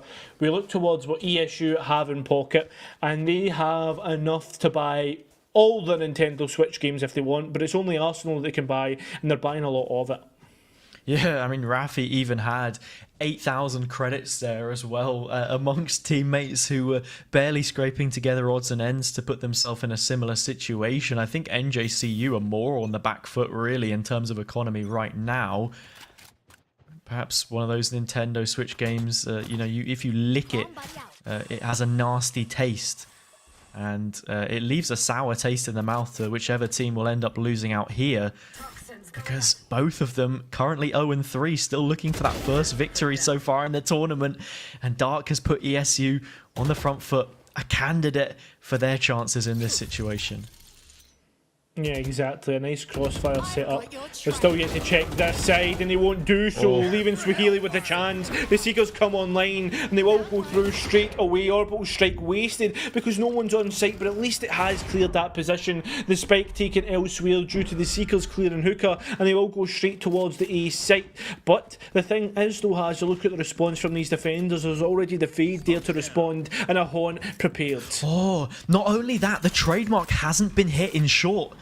So NJCU already have an idea of where these players have moved from, that it is a Showers heavy attack.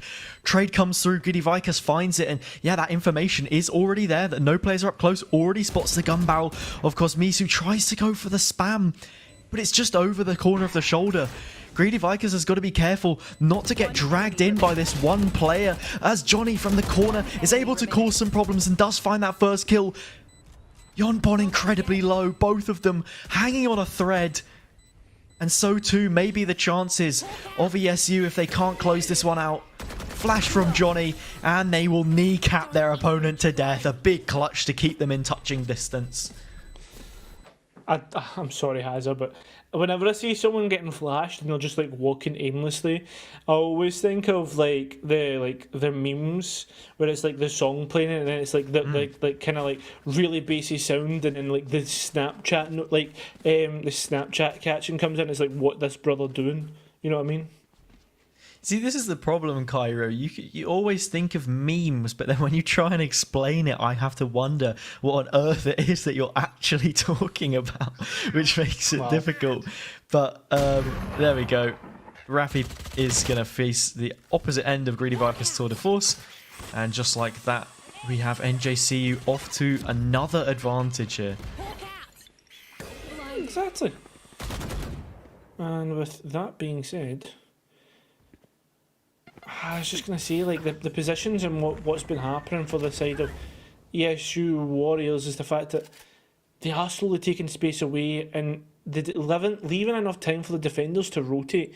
I mean, look at Justin here. Justin trying to play up close with the Spectre, where it will be most potent. Sasha just peeking left and right, seeing if maybe she can catch a timing on Cosmisu, who's currently perched within the cubby.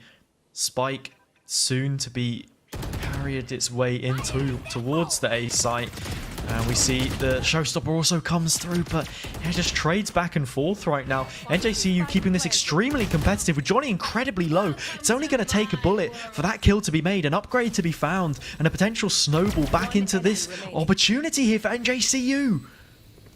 Viper's Pit still up. Yeah, I was going to say, the only thing is, though, they've got to compete with a Viper's Pit.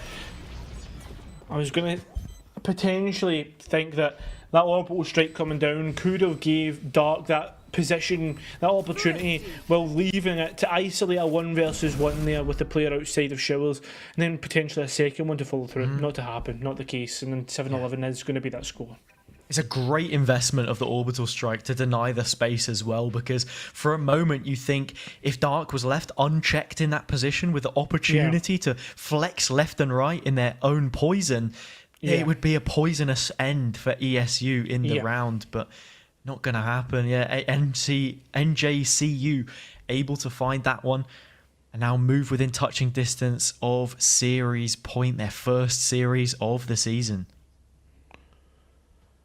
Yeah, that's exactly what we're looking at. And NJCU I mean, realistically, after that first map, I mean, it was a close score, but it didn't feel close in terms of the way that things went down, Hazard. I mean, moving on towards the second map, they made things close. They certainly put up a great fight and they took it to their opponents, winning out fantastically. And on this third map, I mean, they thoroughly deserved it.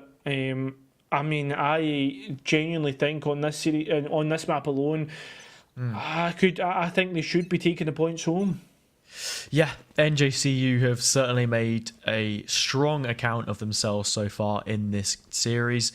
And I mean, looking at the way things are as well, you've also got to note the fact that they did lose out on that first map. And I believe that, it wasn't actually the choice that they had wanted, or at least that was the case that they tried to make. It didn't really matter anyway because the map had already been played. But yeah, just showing that flexibility coming in towards Breeze and being able to dismantle their opponents in such a manner. Then on towards Bind the Decider and looking ever so comfortable. It's really a commendable performance. Commendable indeed, Greedy Vicus. Now, on this operator, oh no, that opportunity goes by ever so fleeting. The blinding light comes through, but it won't get that off. Oh my god, what a flick. It doesn't work out for the second time. The rendezvous comes in, but I'll tell you what, Justin coming in to help out will do the work. Although, we are going to see that snake bite come through. They're trying to see if they can get the spike ferried on towards the site. Free growth there is good. Yeah, and right now, NJCU can just hold that cross, stop players from making their way in towards the site. The only issue is none of them have looked to challenge it in recent moments, giving a little bit of extra space for ESU to use. Could move further along even if they wanted towards Elbow, which hasn't been challenged whatsoever, but the tap comes through. Dark only 30 points of health and will eventually cower within the safe respite of the tube on spot. The paint shell's just enough to take them down. Tour de Force with a great angle to take out some players. Rafi the first to get them. Justin falls. And now Swahili.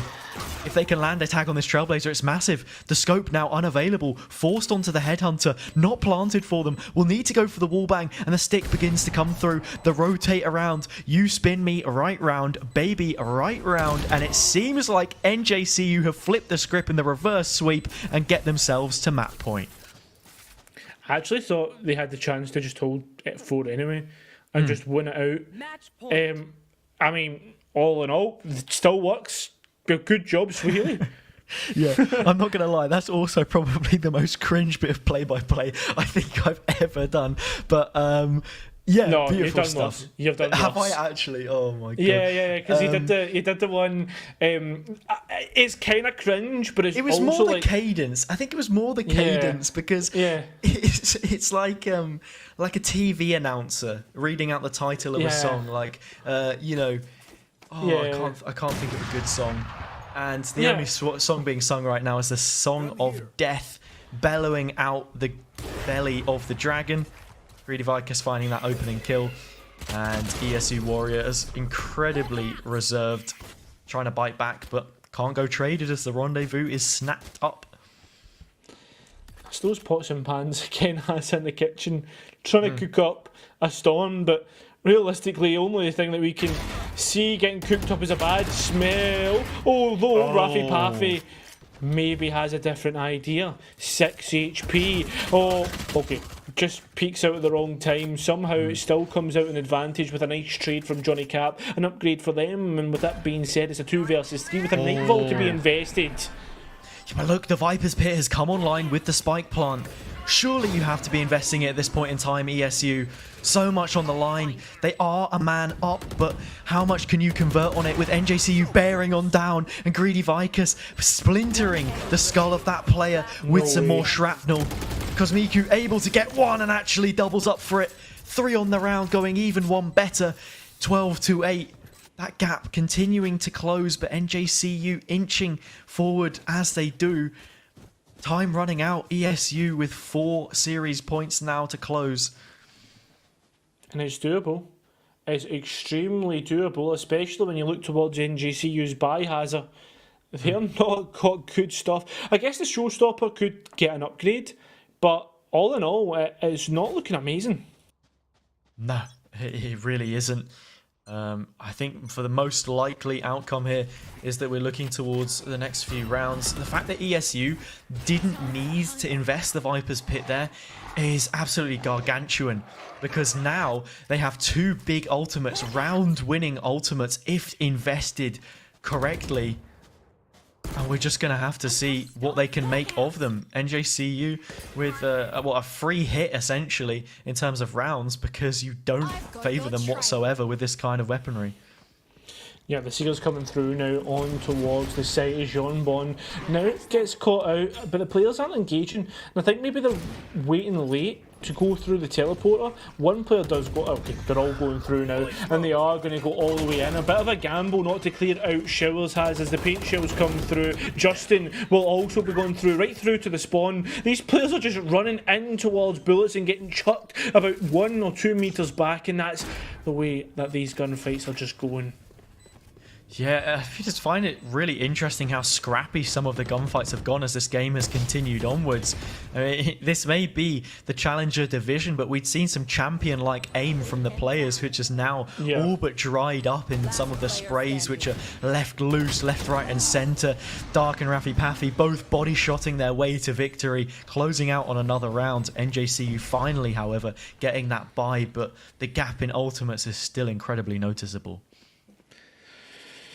Yes, and we are going a timeout here, Hazza, from NJCU, as they look to take a minute to assess what's going wrong, or maybe assess what to do right, what to change up, what to maybe execute differently, because at this moment in time they're given advantages, or at least given opportunities to their opponents, which they'll happily take and eat up. They're eating good, and I mean, they want to continue eating good. I think something we've seen a couple of times from ESU is not being so willing to commit that Viper's Pit. Actually, it was the last round of their defenders half where they had 5 ultimates available to use, but the pit not invested whatsoever. So perhaps Dark just favouring not to work around it. Be interesting to see when it does get spaced out, and I think that's the most important thing, right? The spacing and the pacing of this comeback from ESU. You've got 3 rounds to work with. Time which you're going to need to make those decisions. Do you commit a big play to keep yourself in it, or could it be saved for a rainy day another time when it's going to come up with more value? NJCU all the while will be building up an alt economy of their own. 3 stabs at it. This will be one of the 2 gun rounds which they'll be able to buy up into. Hopefully not going so far in their court as to be cut close, but by the time it does eventually reach it, if they don't go for anything, they should have all 5 ults available to use as well. Launching smoke.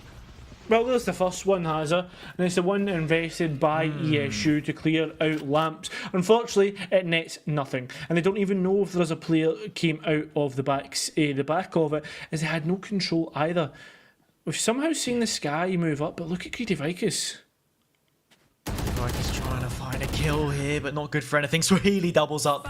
Spike control now in their hands. Seeker's also invested. Follow-up kill to Raffy Paffy. And Dark does retaliate. I see here that the trademark is down. Trailblazer will look to make its way into the site, but quickly bought out of it by the paint shells. A quick follow-up in through the TP. Dark does trade. 2 versus 2. I'll be looking to TP elsewhere. And now NJCU've got to worry about that Viper player that will be haunting their backlines as Johnny Cap gets this spike planted. Yeah, a couple of bullets shot out. And Johnny Cap has got so much time to go towards the backside and actually plant it for the Viper coming through Dark. And on top of that, Hazza, look at the ultimate that's available. Yeah, it's the Viper's Pit. But I don't know whether we're going to see it happen. We've already had an orbital strike invested here from ESU. Planted out in the open. By putting down the Viper's Pit, it almost gives NJCU more room to move in on. And as Dark readjusts towards Heaven, the likelihood that we do see it deployed ever diminishing. Sky smokes in towards site, but something that NJCU haven't realised yet is that the spike is planted on the opposite side. This is only going to help the attackers achieve their aims. Certainly looks as if that could be the case. Oh no, Johnny Cap and Dark cut down those players. And Hazza, this is looking like it's going to be another trampoline effect. Although a couple of players do buy up, it is going to be light shield for them for at least the next round. Yep.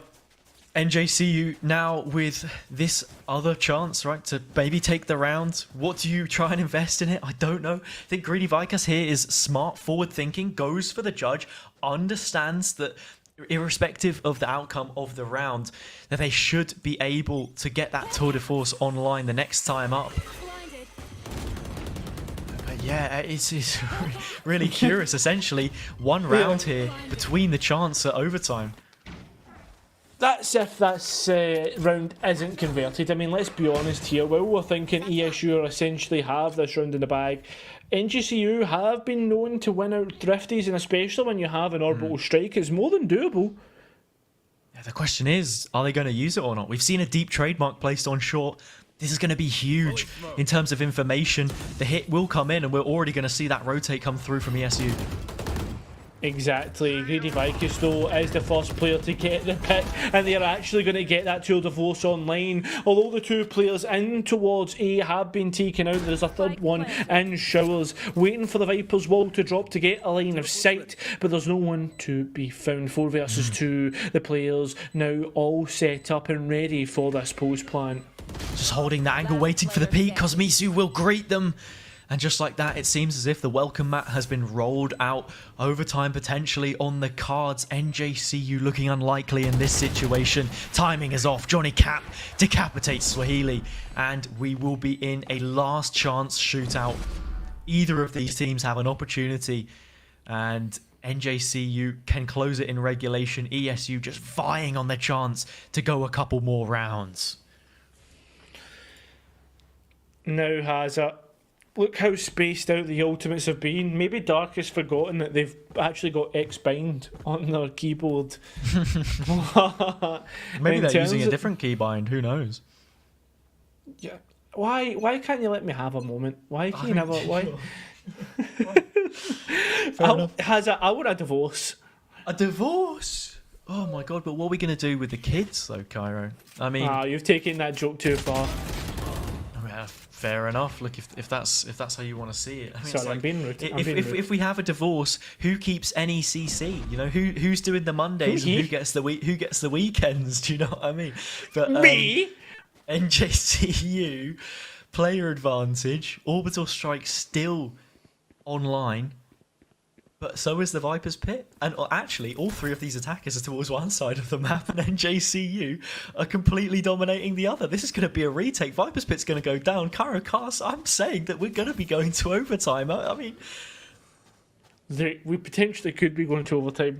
The good thing, if you're an NJCU fan, is the fact that there is 2 ultimates. The bad thing is an orbital, a Viper's Pit's just being invested.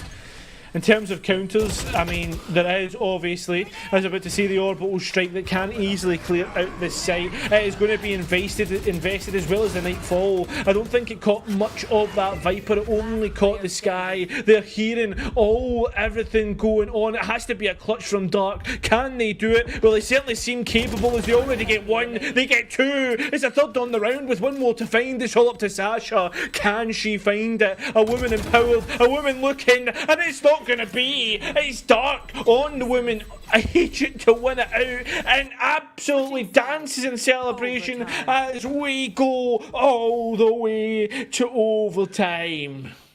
I knew it was gonna happen, man. I knew it was gonna happen. As soon as the Viper's Pit goes down, it's in towards the retake. They had the Nightfall, but I don't know if there was a Prowler to follow it up. Orbital strike in towards the corner as well. Pretty much everything you could ask for.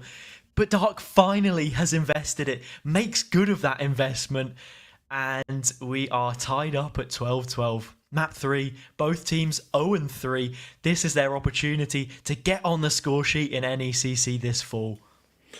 A glass cannon from Greedy Vikas to invest into this round here, which is absolutely sensational, to take that gamble, to risk it all for your first win. I mean, it's on like the they say... on the attack, no less. Yeah, exactly. I mean, what's the saying? Dare to win. I mean, this is certainly a daring chance. Dare to Win. Isn't that... Is that SES. No, I always thought, is it like Dare to Do or something is Tottenham's one, but they haven't won anything, so I don't think that'll be any advice to try and take away. But look at this. ESU probe in towards the heart, the belly of the beast, and they're going to carve out the spike. Doesn't know that it's on the cards, and Yonbon's got a double. 3 versus 3. Cosmisa from the backline also gets punched out.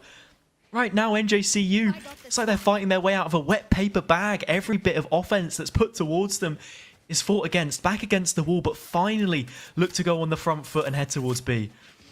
Yeah, they do, but look who's waiting. Look who is waiting. Raffy Paffy with an eye on Phantom, 1 away from the Tour de Force. I mean, I don't think the ultimate really matters at this point in time, but I'll tell you what, this flank does in the space that they've taken away from these attackers. They walk straight in towards Slick, unbeknownst to them. The Prowler comes through, and now it's all up to one player. Oh, and ESU find it. The comeback creeping through. 5 rounds in a row now, made a 6th in overtime. And they have a final opportunity to close out this game. You have to also remember, the majority of the rounds that they picked up on the previous half were from the attack. So this is the conditioning that they've already laid out. NJCU struggling to deal with those issues that have been pressured. And now the question is asked of them once more. Yeah, NJCU now have to take another timeout. I mean, what, the second time in 3 or 4 rounds? The pressure must be piling, Hazard. They must be feeling it. As ESU Warriors go on to what you could only argue is their most favoured side. Realistically here, this is the side that they did the most damage to their opponents. And on top of that, I just wanted to talk about Dark on NJCU. They, no, not on NJCU, on the ESU. They have dropped 31 kills, and the closest is 16. Yeah. It's certainly leading the way for their squad. Head and shoulders above what we've seen from anyone else. And it's exactly similar to what we saw on the previous map, actually, on Breeze. I believe it was Raffy Paffy leading the charge in that regard.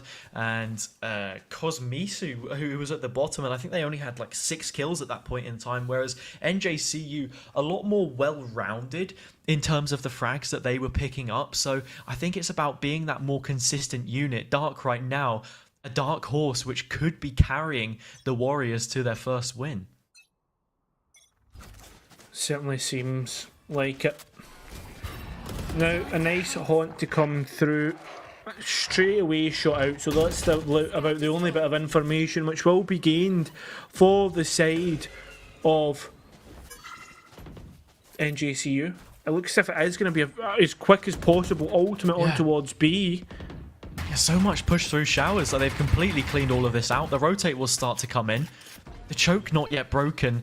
But the question is, how are these fights going to start to go? NJCU need kills here, because if they give up any more control, then ESU are going to be heading all the way towards that first inaugural win.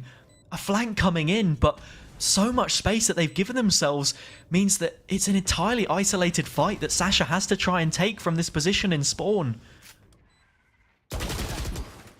Oh no, NJCU have fought back here, Hazard. And they're certainly looking to take this out. 2 players remain, and they're in towards, well, defender spawn positions, in towards elbow. Johnny Cap can't heal themselves, and they've given up the spike. NJCU, oh no way have they let this happen. Dark, what? Unable to hit the shots. The player we spoke so much about, sung their praise, can't do it. I think it's unfair to put it entirely on that one player, but it certainly seems to be that way at this point in time. The rest of their teammates, yeah, they have a few kills and there is a bit of a gap between them, but it's not just that. It's the fact that they're all going neg. Dark is going positive and almost has a 2 KD in this situation as well. NJCU wants more, a bit more evenly spread, but I mean, this is just ridiculous. We go again. Once again, into the fire and flames of overtime, has a situation which no one wants to find themselves in. I mean, even I'll be honest, even when I'm in my comp games, I feel the pressure piling up. Are you the kind of guy that votes draw? No, definitely not. No. Okay. Come on. Well, look. At least we can say that then. Paint Shell Sue to the corner where Slick resides has to use one of those blast packs to make their way out. Still at 5 versus 5. No players yet to drop. Lamps control in the hands of ESU, and Dark will make good of it. Dissimilar to the elbow control that they had in post plant last time around from the defender's side, they make good of it. A bit of leg wear, a bit of leg room for them to squeeze on out. As those sky smokes do expire, so too will the health bars of those players. Only Sasha left in the corner to clutch, and she cannot do it. ESU take the advantage once more. It feels as if it's a battle of the what does I usually say? Clash of the I was just about to say Clash of Clans. Clash of Clans. Oh my god! What are It's you Clash trying of to the say, mate? I was trying to say Clash of the Titans. Yeah. But again, tripping over my words. Once again, I think this is the last overtime we'll ever see in overtime, because ESU, with the way that they with the way that overtimes work, you get one extra in overtime, and that's it. Yeah. Not gonna be causing us any more issues, any more stall to be had, I suppose. Yeah. But yeah, it was a really nice retake. Dark held onto that position in Lamps, used the snake bite, players ran through it, sprayed them down, and it just gave that little bit of extra room. They could make the retake happen. I think one of the main issues with their attacking side last time, which is what we're looking towards now, is that in the post plant, yeah, they were able to give some space towards elbow, but they conceded so much room elsewhere that it made it incredibly difficult for them to do anything else, and it left players isolated in those positions.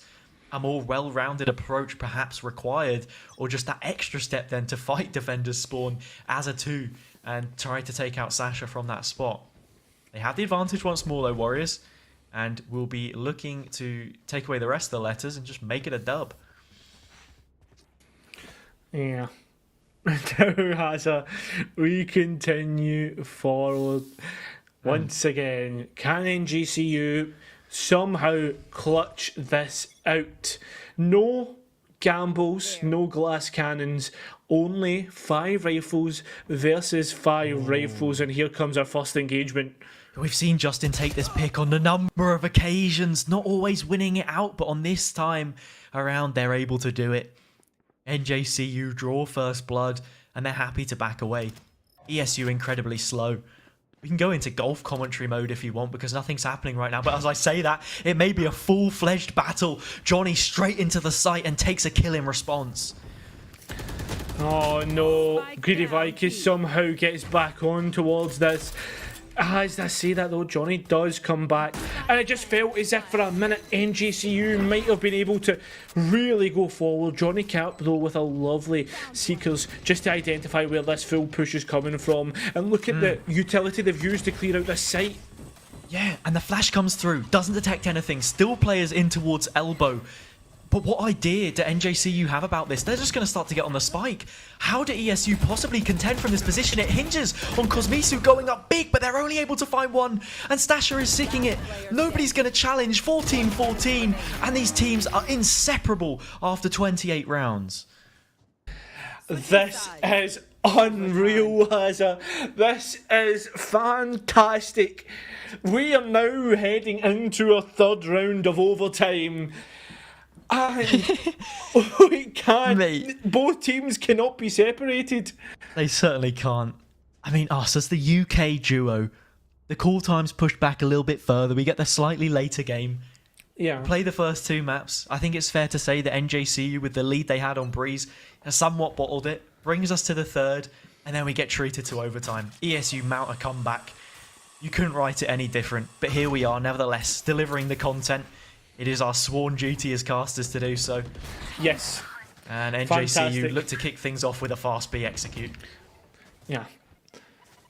Some people may argue that at this moment in time, you may be sent in towards Delirium, but these two teams, well, they're holding fast. No Delirium to be had, just pure and key decision makings on, well, I guess you could say their defensive sides. The attacking side, you could put a big question mark on. Their coach is helpless to what's been going on here, as there's no more breaks for these coaches. They have to sit watch and wonder what is going through their players' heads.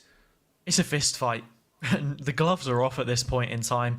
Both of these teams bloody, battered, bruised, and well, will be feeling a bit abused with the hours that they've had to stick out here in this series just to get anything from it. Like squeezing blood from a stone, whoever's on the losing side will feel hard done by, irrespective of the outcome. Already, trades have been made, 4 versus 4. Dark looking to challenge Lamps. They found it with success last time in overtime, but this time around, there are players even closer up and ready to trade. I always find it funny when I see two players standing right beside each other again. It's the defensive side to strike first, and this post-plant, well, I guess post-plant now, they deny the orbital strike, which is huge for ESU. Can they continue this? Can they continue forward? Oh my goodness, they begin the defuse, and there's only one player left, it's Jean Bon, and Slick flicks straight on towards the head. Questions to be called on whether they're using third-party software, but all I know is they're looking towards finally winning it out on the third round of overtime. Slick flicks and is looking sick so far in this game, making a name for themselves alongside Dark at the top of the scoreboard. ESU, for the third time in a row, have found themselves in an advantage. Both of these teams lost at the third time of asking coming into their fourth game, and now it's the 30th round. And still, they are inseparable. We'll have to see how this one goes. Fantastic. Despite now starting outside of shot, the two players on the site obviously know there's something going on. That's a lovely combination of utility. Unfortunately, only gets chip damage onto a couple, I believe, and they are going to just be topped up, has it? Just to make sure. But let's watch the other side of the map and just look at how they're closing in. This is the second time that we've seen now proactive control being taken on the extremities. Last time around it was Showers. This time it is outside towards Fountain. Sasha still alive from this position, will be able to take down Slick. There's an advantage. Dark swings back. The flanker becomes the flanked. But there's another flank coming in, and they'll need to be aware of this ESU if they want to seal out the round. Greedy Viker's already causing problems. There's problems to be caused here, although that is a lovely double guiding like Greedy Vikus fights back, fights the brim, and my goodness gracious me, it's turned into a 2 versus 2. The information on the players and Lamps has been found. Greedy Vikus low on HP, and ESU win it out, and our third round of overtime has they finally do it, they finally send us in towards their first win. Oh, you're getting a bit sweaty there. Wiping the brow after this ridiculous series. 30 rounds of bind. We hadn't had this decider map crop up too many times, so we got spoilt on this occasion, Kyrocast. We had plenty to dig our teeth into. And I mean, what a series it ended up being. Congratulations to ESU Warriors for getting their first win of the season, but commiserations to NCGU, because, I mean, they put up a real fight here to make that reverse sweep nearly happen. Yeah, exactly. It's been a great. Well, are you feeling it? Has it? Oh, it seems as if we're getting chucked off for some reason. For some reason, they're trying to get rid of us. I'm sorry, guys, but we're going to have to go for a quick break and get the other casters in. I'm sorry. I mean, yeah, it's been a blast of the time, right? We've still enjoyed it. Disconnects from me aside, the amount of rounds that this ended up dragging on, it was absolutely ridiculous. But I've enjoyed every single moment of it. Yes. Despite it's a bittersweet feeling coming out of this series. Yeah. But thanks to everyone in the background as well for helping keep things running smoothly. We will be off your hands now. No more issues for us to cause, and we can move on to the next series, which has been eagerly waiting for this one to conclude. That's all from me and Cairo for this Monday night. Thanks for tuning in, and we'll see you soon.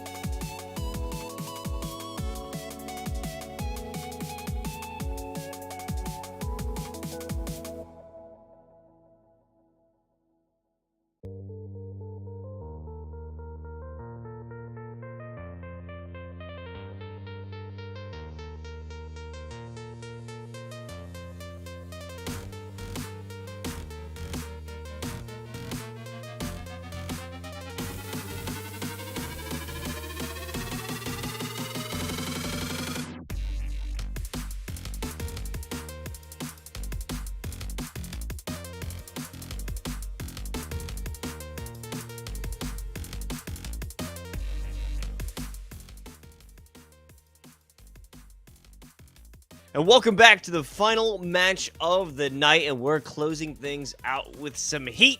It's the Champions Division in the Northeast. We've got Ontario Tech. We've got the St. Clair Saints. They're going to duel it out in the best of 3 to end the 3 series. And we head across these channels. But before we get into it, let's introduce ourselves. My name is Los, joined by Vincent. And Vincent, a little late, but are you feeling the energy and excitement for this matchup?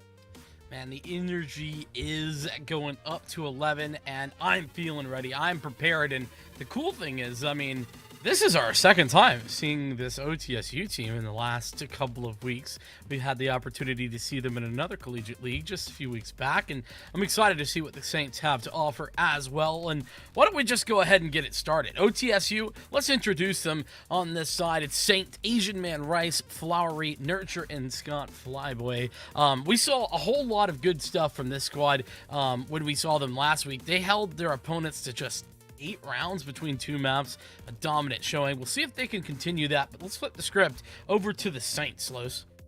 Yeah, over here for St. Clair, we've got Mzuu, 4-tapping, Kiyu, Casper, and Scrubby. Now, this is a pretty solid squad so far within this division. They're 2-1, and looking at their opponents, things aren't exactly how they'd be hoping their season is. St. Clair Saints at the top area of this leaderboard, while OTSU Esports Royale currently 0-3 through this season. So not what they were hoping for, but this is still early on. There's time to turn things around.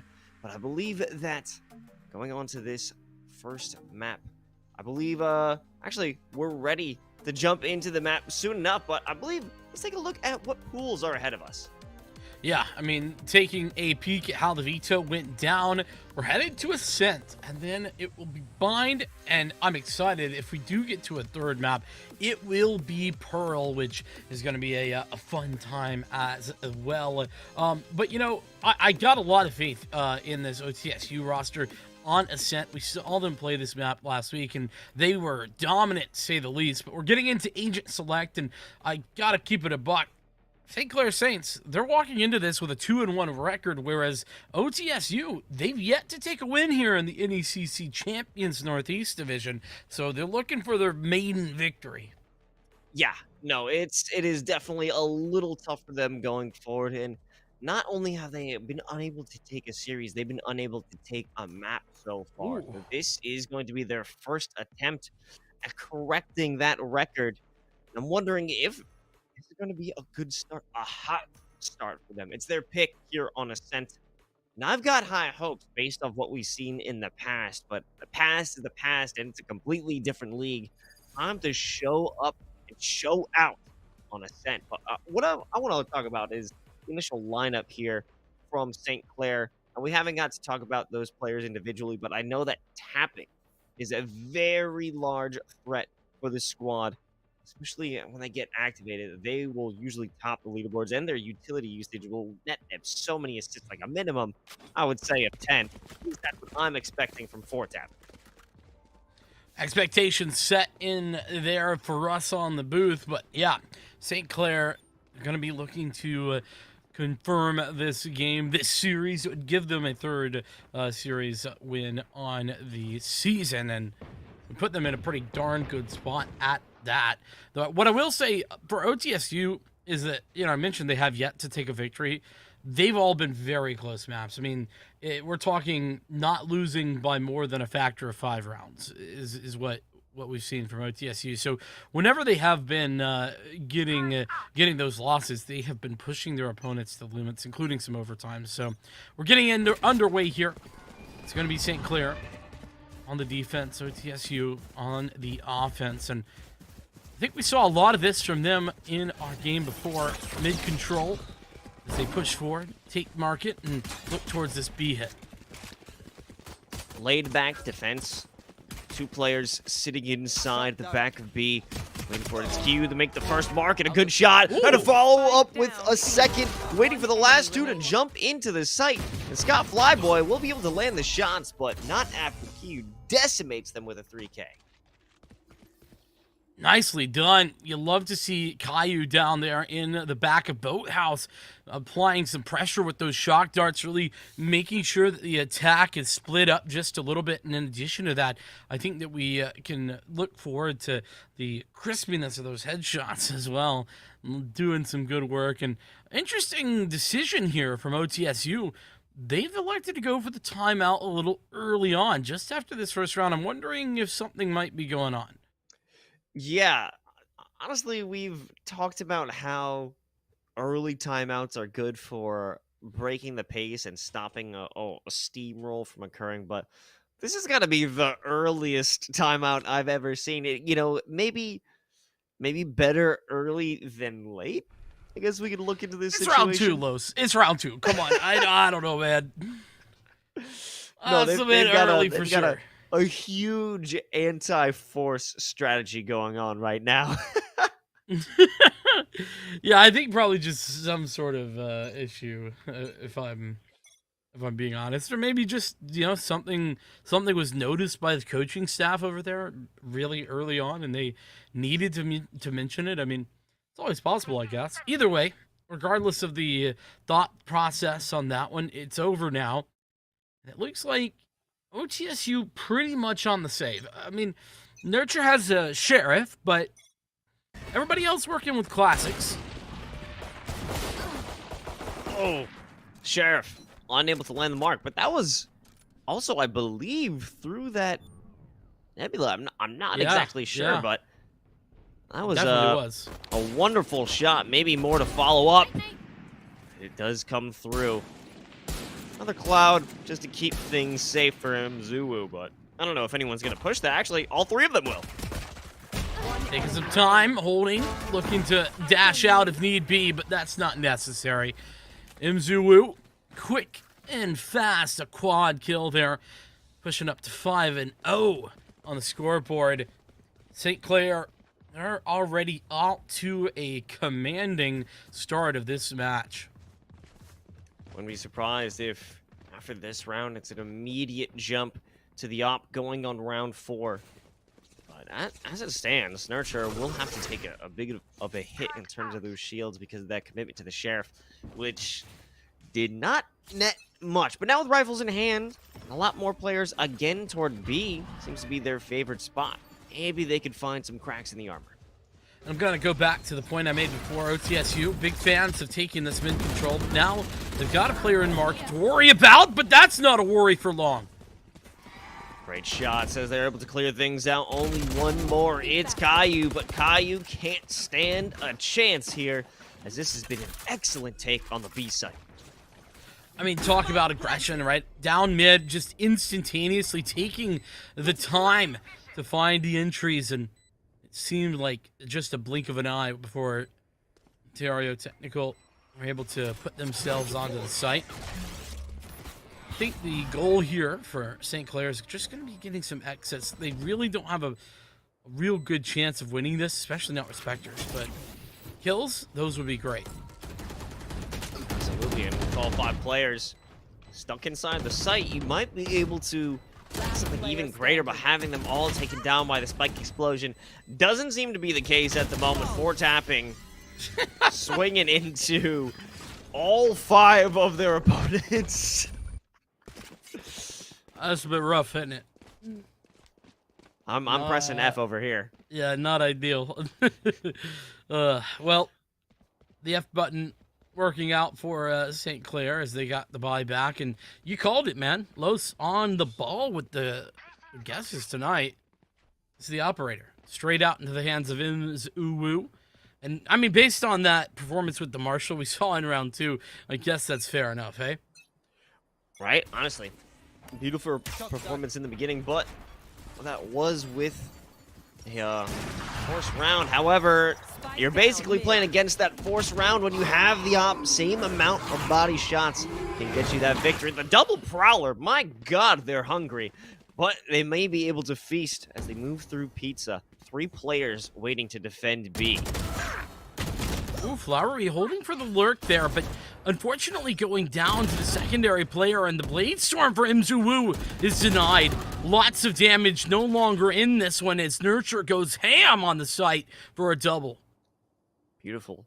Scrubby, they may be able to survive because it's a long rotation. You have some resistance. It's four-tapping. Unable to land the shot. There's too much resistance. Saint taking them down. It's a 3-on-1. But I think if they're quick enough, but I don't think Scrubby wants to be that hasty. They can try and race against OTSU to stop them from getting in too dug in for this post-plant scenario. I love how the Saints had the advantage there initially, and it's Nurture that brings it back, denies the ridiculousness of that push through towards spawn. Gets away with it. But, that bot, if it were to have found anybody, there's some low HP bars. Two players just down to about one shot, but they're not peeking, not giving any info. Oh, great angle held by Nurture. Another 3K. Rolling on through, equalizing things up, and now it seemed that St. Clair was in a big advantage. They had the big money. They had the operator in hand. The script has indeed been flipped. Sheriffs and a stinger across the board in big-time favor over here for OTSU. But I do want to point out that round comes through because I believe it was Scott Flyboy was holding that flank, able to take down at least one to give that information that you have an option to fall back. It was Flowery. Yeah. Great point. OTSU do a good job of that in general. Here comes the Blades, though. Last time we saw this, not too successful, and it is 2 rounds in a row where the Blades miss their mark. Scrubby utilizing that Sheriff, but doesn't even realize that right around the corner, it's Flowery picking up a double, but the second they go in for more, it's NJCU. There with the Sheriff, the Marshal. There's a new Marshal in town. I don't think so. Timing there for Asian Man Rice is good for Caillou to fall, but Crossfire, this is so difficult to dissuade. Spike in position, the 0 point, gonna deny any further information or utility, and NJCU to clean up the round. I'm excited, Los. We saw a dominant game earlier tonight, you and I on the A stream. This is shaping up to be a very, very competitive matchup. Oh yeah, I cannot wait. The back and forth, the banter between these two teams. It's like a dance, and everyone knows the step. Looking at this next one, it'll be even footing. Rifles across the board, no ops in sight. The only real ults that you have on the table is going to be the Hunter's Fury. Sure, you could get some orbs in play. Everyone's on the cusp of bringing their own ultimate. See what happens. There's one of those ultimates. Got the Hunter's Fury for Caillou. And this is, what I like to call the fishing Hunter's Fury. And in fairness, he has, snagged a little bit there with his bait. Taking a little bit of damage off of some position. Not a bad shot at all. As long as he gets some information, that's what you could walk away with. But here is Saint with the Nightfall. And there is a juicy ultimate waiting to hit inside of Garden, but most likely won't send it in that... Okay, oh my god, it was sent in that direction. Follow it up with the attack. Scott Flyboy and Nurture hoping to break on through, but NJCU has the perfect location. But even so, they've turned it. It's whittled down into a 3-on-2. You still have the KO. No chance of being revived. Scott Flyboy only there to serve as information.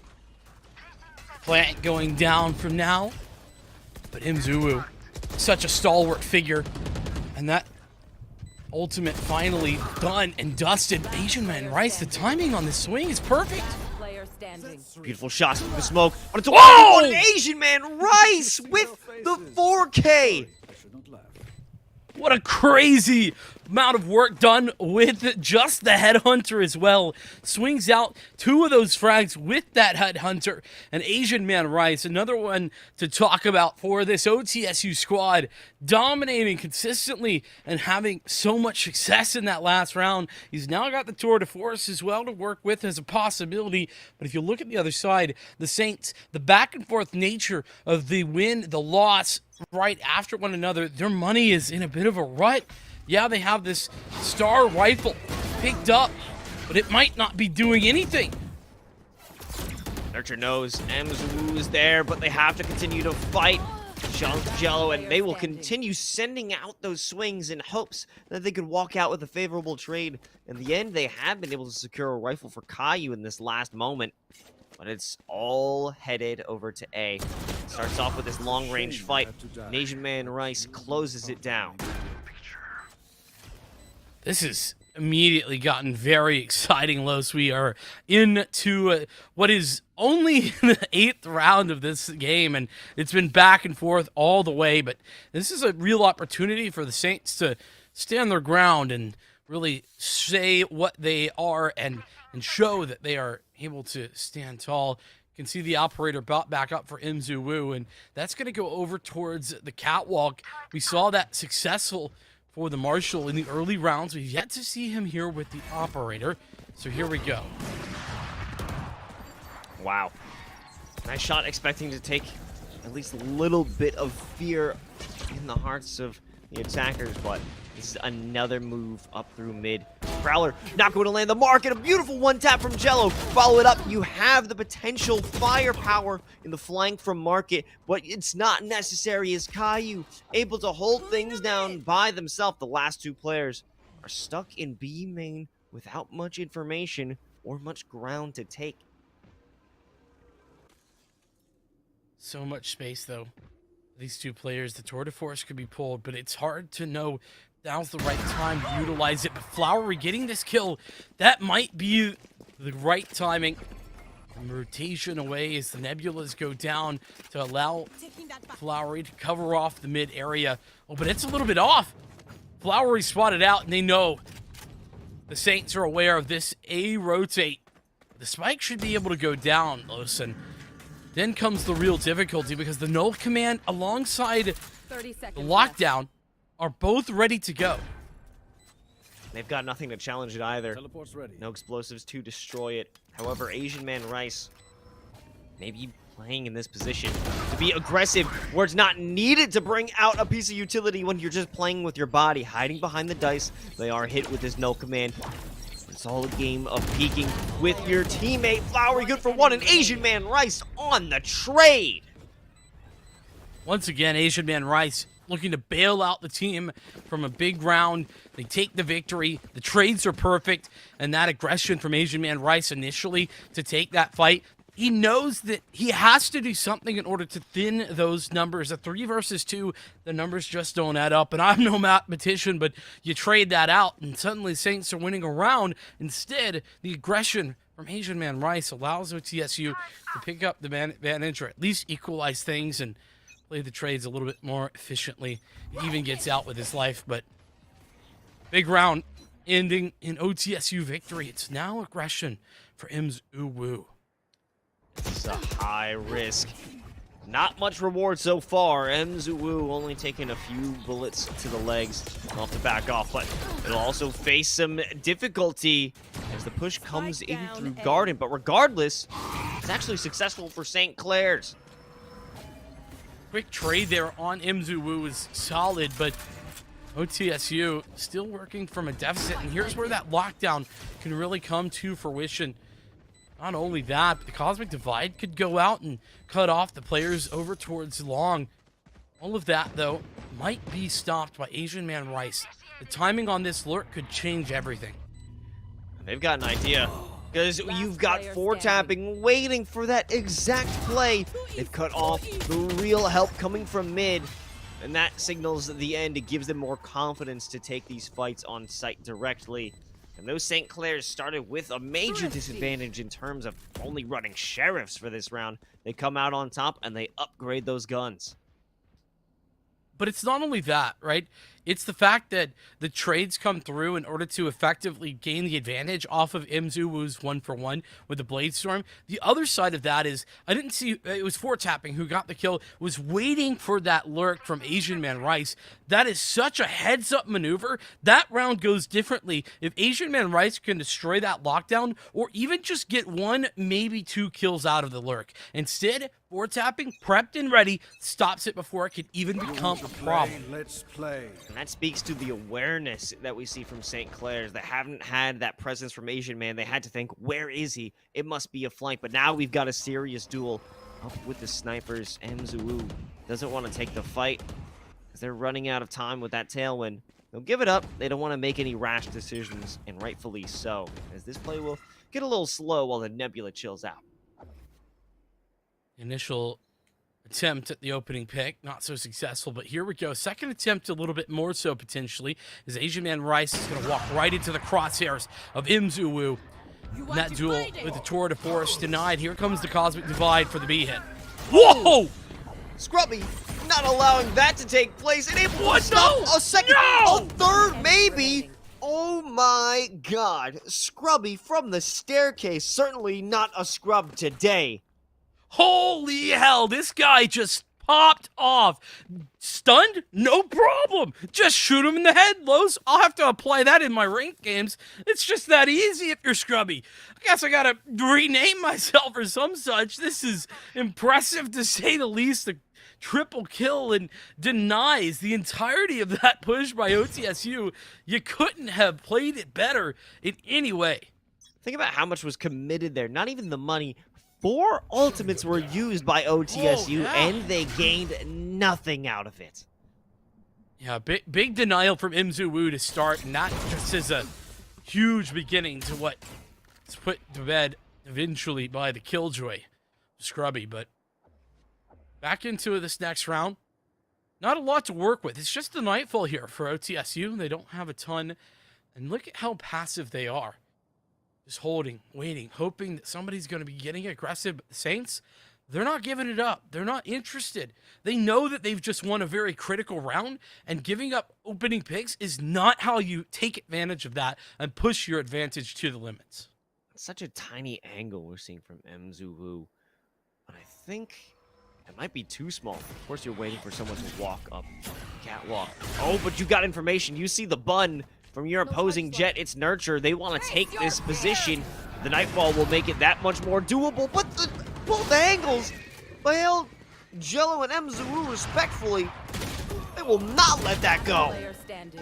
Oh, Jello with a triple kill there, stopping the onslaught and continuing to hold strong. The Nebula in towards A main just makes it difficult for Flowery to be the second prong of this attack, and ultimately St. Clair taking a big round here if they can convert. 13 seconds remain, and some shots connecting. Okay. Oh no, Flowery might make this work. Needs to get this spike planted though. There's not enough time. They're gonna commit the Owl drone, and the commitment as well from NJCU. The right decision being made there. One with the Owl drone, and NJCU basically sacrificing their body potentially to deny the plant. That was a crazy final play there. Almost able to secure a plant, but just some amazing gunplay that we're seeing from both teams here today. On a set, it feels like time has flown by. I can't believe we're already at the final round of the first half. I mean, that's what happens when we're watching good Valorant. That's why we love the game. I mean, this is exactly what we're here for, Los. And look at what I see. We're gonna get a rush straight up. OTSU, they've not done this sort of pace before.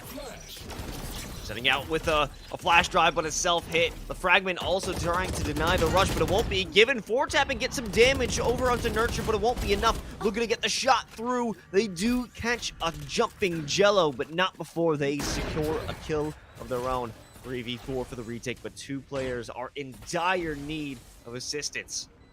I think the worst part of this is that both the ultimates here for the Saints are no longer in the round. The Note Command is a non-factor. And as well, the Cosmic Divide. They got to push. The HP could be the advantage. 2 players low as the 0 point goes up wide to find all 3. They know exactly where Scott Flyboy is going to be, but now Nurture facing off against an Odin. There's no possible way you could overcome those bullets, but Flowery, nice and healthy at range with the Vandal, keeps it cool and makes it an even 6-6 half. Oh, man. Like I said, what a game we have on our hands, Los. 6-6, and it's as if everyone is firing on all cylinders here. But let me just kind of back things up. I think as a whole, the attack there from OTSU, pretty darn solid. They had a really good read of when to get aggressive, when to play a little bit more passive. That being said, they did struggle with some of those post-plant scenarios when they were down a player or, well, whenever they didn't have the advantage. But as we flop things over to the CT, and I mean, I gotta say, this OTSU squad, the more I see of them, the more I enjoy watching them. Without a doubt. And luckily, this is only the first in a very exciting series. Taking things off in the second pistol. Flowery is in a desperate situation, knowing exactly where they are. There's no chance of escape. However, Scott Flatboy with a nice headshot on the Ghost. Looking for more, but it will not be granted. The firing squad coming out of this fiery team of St. Clair are able to take on A-Site. Trying to use the dash effectively in order to get back into that site, but the retake going to be difficult. There is a haunt more than likely in, well, 20 seconds, so I mean, not the time. And well, Saints down, and it's not going to matter as it is. Saints taking that first pistol round and taking the lead. Only with one casualty to mention. A very nice attack indeed. And I think it comes from just playing together, creating those forced angles that OTSU was never able to find a favorable position, able to walk out with a 1-for-1 or keep their trades consistent. And that's what I like from St. Clair's, is that they are playing tight. They're absolutely playing a very good game. St. Clair, let's see what they have to offer here in this round. It's looking like a pretty one-dimensional one.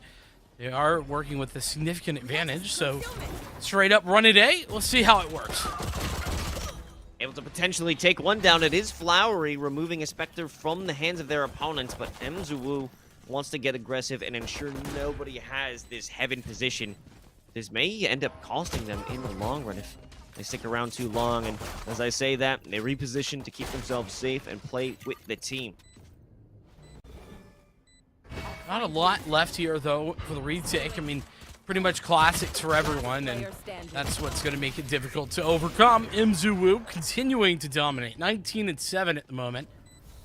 Farming up a couple of eco frags just to pad them stats. It's the Saints picking up the round and winning up that anti-eco with limited losses as well. So this is a pretty important round for OTSU.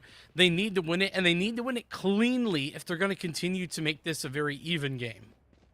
Yeah, and they don't even have that much money going into this round. Even Saint will have to walk through with a Spectre, Asian Man Rice with only half the shield. So this is still a delicate scenario for them to navigate. Must have been a little bit of economic mismanagement for Saint not to have the cash flow, but I like this aggression. Defensive aggression is a big deal on this map. Nurture. Nice trade. You might want to just get out while he's ahead. Yeah, smart move after being tagged from that owl drone. It's a good 1-for-1, but they have been played by that before. Their own over-aggression was a point of success for OTSU, now getting a taste of their own medicine. But this now has 4 players in B lobby, but I don't think this will be their final destination. Looking toward mid for a new rotation. Yeah, they moved over to tiles here, and they're just kind of poking and prodding. But look, Los, if you look at the time, I mean, 50 seconds. It's about now that you're going to have to make the decision of where you want to go so that you have enough time to actually set up the take and push yourself forward. Where's that 0 point? Okay, that 0 point thrown on the exit from the KO. It's going to give over some false information. 30 seconds potentially this will be a B take, and same thing with that recon bolt. There's a lot of information given over to OTSU that this is going to actually be B, but instead it's A. Now earlier Astra took away those stars. Flowery, expecting it to be in another location, removed the defensive utility, so now they can walk on for free. There is nothing to stop them. Sure, there's utility now, but it's all too little too late. Caillou getting a bit aggressive, and even Scrubby with the Spec, they're able to make it happen. St. Clair just pulled an absolute brilliant round out of the hat there. Los, let me tell you, all of the information given to this OTSU squad on the defense was all B all the time. There was the early information, the early trade, right? That recon bolt, the 0 point. Everything pointed to a B hit. Only it comes out A, the dash into the site, and they have a stranglehold on that site by the time OTSU gets there for the retake. That is just about as perfect as you could pull off a fake. And look at what they're going to do in response. They're just going to run it down B. There's not much to stop them. Sure, Nurture with a good shot on the Sheriff, but that'll be it. A potential Prowler to slow them down, but that is unlikely. Saint looking for more blood. What? I don't even know how that happened. A beautiful wall bang. That was ridiculous. Jello had no information, at least that I was aware of, as NJCU falls back. I mean, OTSU, it's not like they had a lot to work with in this round, but now down by a one-man disadvantage, you have to wonder what else could they find. We've seen a situation similar where St. Clair's back in the defense could only hope to contain them, keep them inside the site. But no, they want to go for a move. Scott Flyboy with a kill, but they aren't expecting, or maybe they did, but couldn't comprehend the massive resistance and a 4K from Jello. Man, Jello collecting a few of them eco frags, but man, do they look pretty. Talk about quick and precise. OTSU starting to fall behind here. That's a little bit worrying as well. And this is the round where I think that you start to think, okay, the St. Clair Saints are going to be walking away with map number 1, or OTSU are going to continue to make a potential comeback, because this round, this is for all of it. Asian Man Rice has an op. All of the rifles are online. And OTSU working with it all. I'm having a hard time telling what they're working with that Prowler deafen, but no one on site to be hit with that 0 point. The Cosmic Divide cutting off all information, any idea from OTSU. They have to sit and wait for this plant, and wait for their utility to be placed, because everything has been blown by St. Clair's. With all that being said, though, there's a already potential foot in the door here on the site with Nurture moving forward with this dash. Has an idea where Kayu's at. It's taking him down. Now the man advantage, and the Blade Storm as well on the cards. More tapping right inside of the Nebula, and it's huge!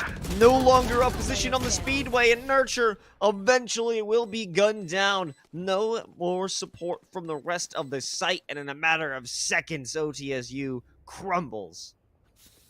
I gotta say, I'm glad to see this timeout. I think I would have liked to see it last round, because let's keep it a buck. Saint not performing like we would expect from OTSU, really struggling to have the impact.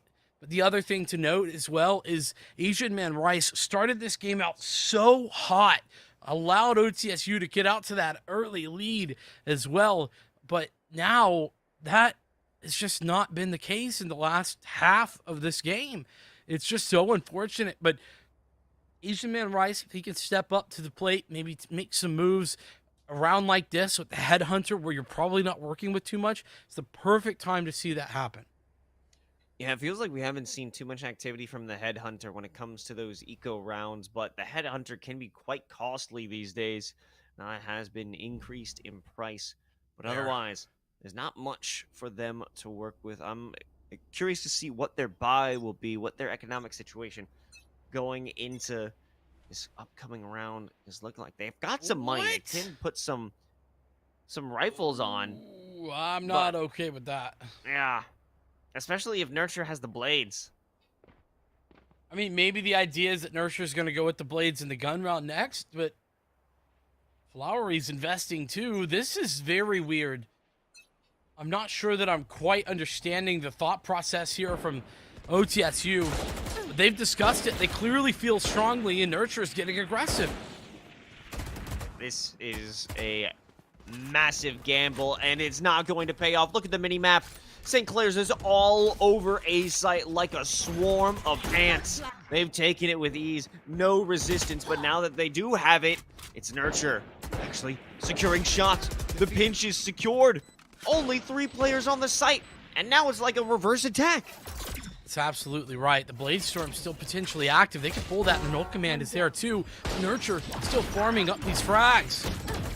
We didn't believe now. Dashing on site with the Cloud Burst, but Jello, they are a force. They will not give in. A 3K to stop the flank and secure the map point. It feels like if you're going to commit to that buy, you need to commit everyone. If they had the full weaponry purchase, they could have won that round, or even maybe decided to commit the Null Command or the Blade Storm, or even both at that point.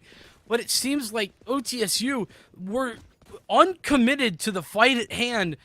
Fortunately, Flower is going to have plenty of cash to buy back into this round. Not so much the case for Nurture, who's going to be working with the Blade Storm. But hey, maybe that can be the difference maker. Blades versus Blades, an anime battle here at B. What you'll love to hear. Comic-Con just went on, so they're doing it in homage, but this is going to be a heavy utility to try and lock things down, try and prevent this lockdown from getting the true value. And it does actually do its job. That Null Command forces them to come through without having any post-plant utility, keeping themselves safe. But regardless, the players on site and the spike is planted. Cosmic Divide going to go for back Boathouse. The Nightfall keeps everyone blind, confused. The right click, trying desperately. It's In's Uwu along for 4 tapping. He's left alone. 1 on 3. Excuse me, no. Where did he go? In the back of Boathouse. 4 tapping. No bullets to work with. The defuse already begun, but it's denied, and 4 tapping has to go for the reload. How is he still alive? No commitment, and 4 tapping has pulled it off. Are you kidding me? Oh my god. 4 tapping able to take that one down. What a beautiful clutch. I mentioned them in the beginning that they're going to be a player to watch. Not really the highlight, the topping of the leaderboards in this map, but to close things out with an incredible delay and winning the map. Oh, what a beautiful piece de resistance. Really a great show by St. Clair's here on Ascent. I just cannot believe that 4 tapping got away with that. Just a bit of a blunder, if I'm being completely honest, by this OTSU squad. There's been some really good moments from them, but I think that there was a few things that just kind of were in my head thinking, okay, well, this doesn't quite make sense for me. And man, did St. Clair take advantage of those 4 tapping, taking advantage of the fact that no one wanted to fight him back Boathouse. They just decided to leave him behind the Cosmic Divide, and boy, was that a mistake. Yeah, I mean, the gamble that was taken there certainly did not pay off. And, I mean, even in the round prior, it was quite a major gamble with that investment and sending so many players to get aggressive into the attacker spawn, leaving A wide open. I mean, it did almost find success, but taking those risks, not really paying off. It seems like a consistent issue that we're seeing with OTSU, but it's only beginning, and they have put on quite a good show. So I'm excited to see what they're going to do in Map 2, which we're going to check out right after this quick break, so don't go anywhere. NECC Valorant continues after this.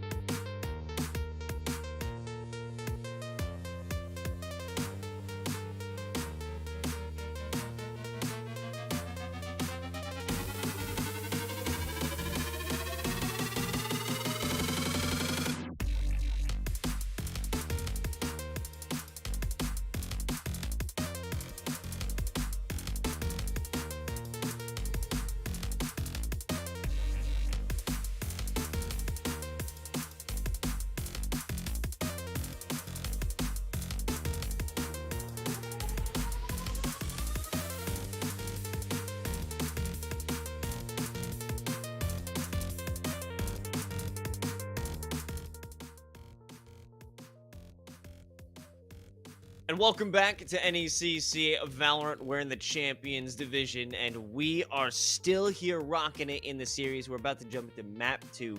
It's OTSU versus St. Clair's, and St. Clair's took Map 1 on Ascent 13-6, convincing fashion, and they're looking hot.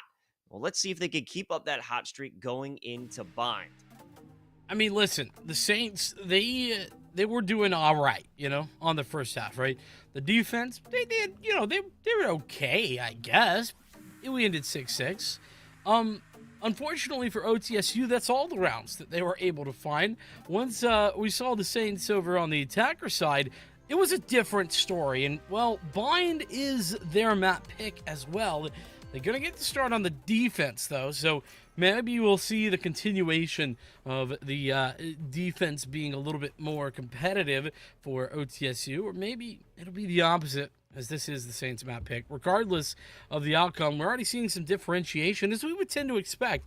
Ascent, Bind, very different in what you would see on the age selections, and we're seeing that here. We've already got a Nurture on the Rays. No Jet to speak of here. No, definitely not, but there's still some verticality, some high mobility when we're looking at NJCU and Nurture having those blast packs, able to give themselves some vertical advantage, get those crazy angles. And I want to talk about those two players specifically. They are going to be the major threats to each opposing squad.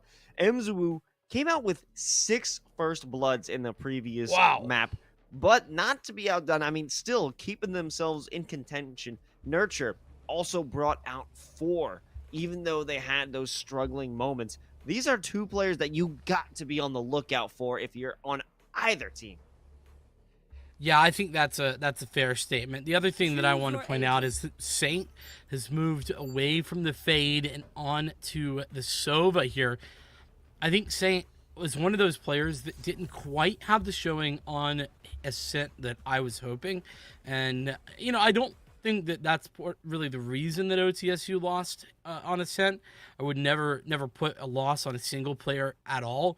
But I do think that it would have been helpful to have him just playing a little bit better, and I hope to see him have a bit better of a performance on that Sova as we head in towards Bind. But the other thing that I want to note is some synergies on the St. Clair side of things. You can see that NJCU with the paint shells and, of course, Caillou using the C's, those are a huge early round advantage to be had if you're able to combo those effectively. And that's not going to be the case, or at least not so easily for OTSU. So keep your eye on that and the early utility.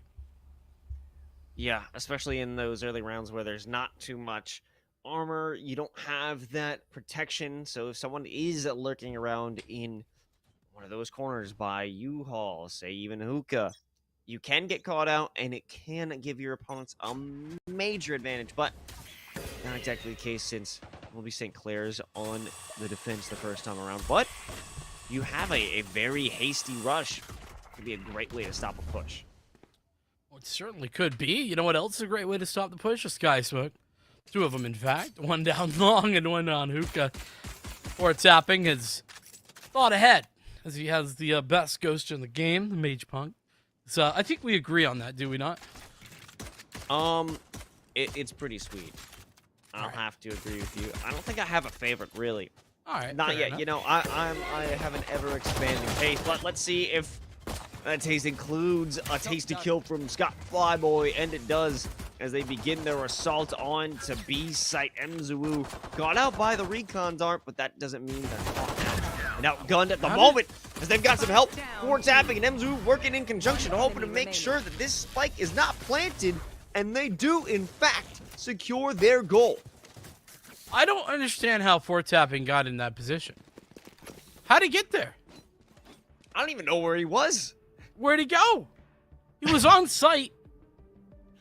He was on site, and then he was in Hookah. He must have hid in the Sky Smoke while the push was coming forward, I guess, and then set up the crosshair. That is outrageous if that's what happened. I mean, great play. As, well, things unfortunately are going to end up here. This time the pause is for something a little bit more normal, and that it is a DC. Yeah, no, not the classic, or maybe not so classic, round 2 timeout coming from OTSU. After the loss. Yeah, yeah. Hey, this might be a start of a trend. I think it wouldn't be crazy if there are some serious issues that you can notice from the beginning of a round. Maybe just incorrect positioning by your team, incorrect rotations or anything like that. Understandable, but it's going to take a very convincing argument to make me want to do that. Understandable indeed. Yeah, I mean, I think the main takeaway here for me on that last round is that some sneaky beavers over there for St. Clair Saints. I just don't know how he did it. Poor tapping. It's like a Sherlock Holmes mystery. You know what I mean? Sneaky beavers. Yes, I understand that they're not beavers, but we're gonna go with that. Well, I'm just wondering what's the sneaky potential for a beaver? If I'm thinking of a sneaky animal, You're in the animal thinking kingdom, way too much about that. Liz. I'm thinking more of like a rat, a weasel, a muskrat, a ferret, Okay. a, s- A sly fox, sly according fox, to our yeah. producer? a sly cooper, even a raccoon. Everyone at home, name your own favorite sneaky animal. Yeah, I mean, I guess that's true. Beavers are more honest and stalwart, aren't they? Yeah, I feel like if there was going to be a beaver in this, it would probably be Sage, like building up a wall, a dam. I mean, yeah, that's fair. Let's continue our discussion after this this series, because we're getting right back into this. Yeah. Don't you worry. We'll come back. I know everybody's very interested in our animal discussion, but what's interesting here is that OTSU, they've actually bought. They've gone for the force buy. Stingers for everybody. They're actually making a large push in towards A. Like, there's nobody here to deny this. Yeah, strong presence. Only one player, and that is not going to be enough. But now that you have all of St. Clair's, hope to make this retake. Scrubby potentially leading the charge from heaven, but you've got that sky smoke to ensure no vision is achieved. Asian Man Rice fully blinded from that, but they don't need it, as you've got the rest of the crew with the stingers holding down each and every angle. Caillou able to land down 1 kill before they fall, but a great counteroffensive from OTSU. And who did I talk about that needs to be the one to step up for OTSU? I said it was Saint, and Saint pulls away 3 frags there on the stinger, of all things. Makes it look easy. Was pushing forward with the rest of the team. Nurture making the space and forcing that initial rendezvous out by Scrubby, who had no chance to get back in. And St. Clair, are they going to give this up, or are they going to go for a buy of their own? That is the interesting question, because we could get into a little bit of a force buy war here. It looks like the Saints are mostly electing to save. They got a couple of upgraded pistols, but Caillou's seems not to be working as effectively as he goes down to a headshot. Nurture the first one out, and the first one to fall here on B, as they will eventually get onto site. It's not that costly considering the firepower that they're working with. The Stingers will sting, and they'll sing praises for OTSU, potentially walking out of this round on top. Great work there from OTSU. A couple of missed shots from Scrubby. Could have turned that around pretty quickly if he had hit it, but regardless, ifs, ands, or buts aside, we'll be headed in towards round number 4 with the full purchase at the helm for the Saints. I'm looking over at OTSU, and I paused there because it seems like OTSU are at least playing with the idea of just buying up and playing for the full gun round here. It's not something you see all too often, and I would call this a full buy of sorts. I mean, they got 1 Stinger and a Bulldog, but everything else is fully upgraded, so a bit of a risk here for OTSU, and this fight from Scrubby, taking a recon bolt to the face. A little bit of a brave maneuver, if you ask me. Missed me. especially the swing into the rendezvous. But Caillou potentially standing tall won't be the case. Good for one, but that is it. It is an onslaught from OTSU, but that doesn't mean it is without casualty. Great work from OTSU, sort of playing that buddy system. They stuck together. They were able to essentially bait one player out and then play for the other. The retake potential comes in here. There's an orbital strike on the cards for OTSU should they need it. 2 players versus 3. We're tapping. Checking any wall bangable surface, hoping to get a shot, potentially increase their chances of success, but those are slim indeed. Jello looking at all the angles, realizing there's 2 over by lamps, but it won't be enough. Not enough time. Too many angles to clear. But I mean, hey, a few exits aren't too bad for 4 tapping. Oh, you know, you take those. Couple of free kills, pad the old stats, get a couple of extra points towards that ultimate. I don't hate it. I like it. OTSU, though, that risk pays off big time as they're able to convert the bonus into a success. And that's sort of, you know, the back and forth, the questions that you have to ask yourself, Los, in those sorts of rounds. Is it worthwhile the risk of us buying in and potentially being broke in the next round versus just trying to save and losing the round, but having a full buy in the next? All good questions, not any correct answers. Going up, Nurture. Oh my god. But actually, 4 tapping, able to deflect the surprise attack and survive. Planted. But how much longer will they be able to keep this dance up? A timing, unfortunate, ruined by pulling out the sky smokes. Jello, Player standing. Scrubby have no chance winning this one here. I want to draw your attention to something small that you may not have noticed. We'll come back to that. Hold on. Scrubby trying desperately for some exits with the Tour de Force, but that's not going to happen. Anyway, drawing your attention to something you might not have noticed there, the teamwork and the communication from OTSU was so good in that moment. It was Saint who was just shooting bullets desperately through that wall at 4-tapping in showers. That was all to pull 4-tapping's attention towards Saint, whilst I don't know who it was who was coming through that smoke on the other side, towards the shower side of things. It was all in order to create that crossfire and have the potential to get that trade frag. Just great communication, and that's just a small thing that I noticed OTSU was able to take advantage of here.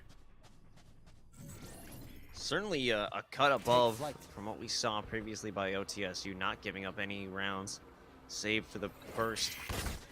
Looking forward, great information gained. Saint now pulling out that Hunter's Fury, and maybe it'll land onto one, actually. Still able to pepper in a shot onto Scrubby. In this next engagement, they will be at a severe disadvantage, but you've got so many players still stacking up, but Nurture jumping into the back line has a massive impact. Yeah, but Scrubby, meanwhile, over in Elbow, had somehow walked his way through that sky smoke and found a ridiculous triple kill. Nobody's looking his direction, and he gets away, falling back. But now, NJCU, nice job. Great heads-up play. Oh, my goodness, that shot is crazy. Asian Man Rice had no chance whatsoever. It's Nurture versus 2.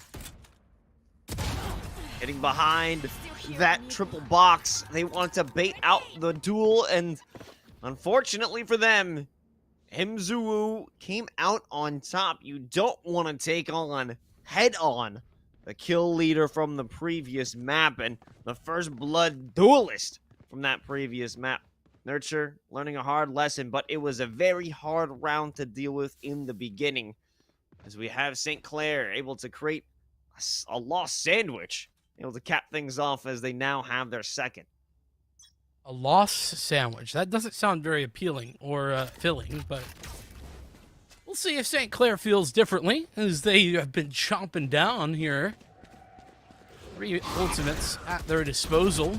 They've taken control of the outskirts of both sides of the map. Look at Showers. They've taken that here. Caillou, the one to do that.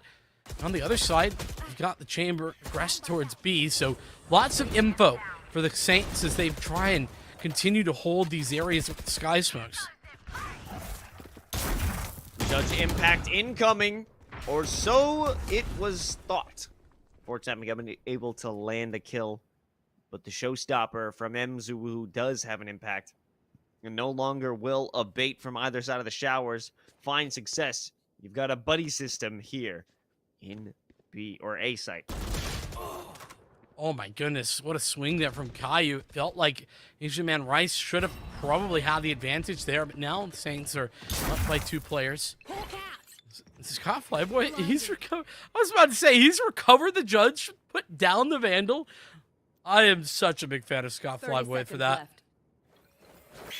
Wild for that maneuver. Oh, a beautiful guiding light, but at this moment, it's unnecessary for St. Clair's to peek, but they have to. Coming out with the double swing, and the double swing is perfect. Deny the plant, deny the extra money for OTSU.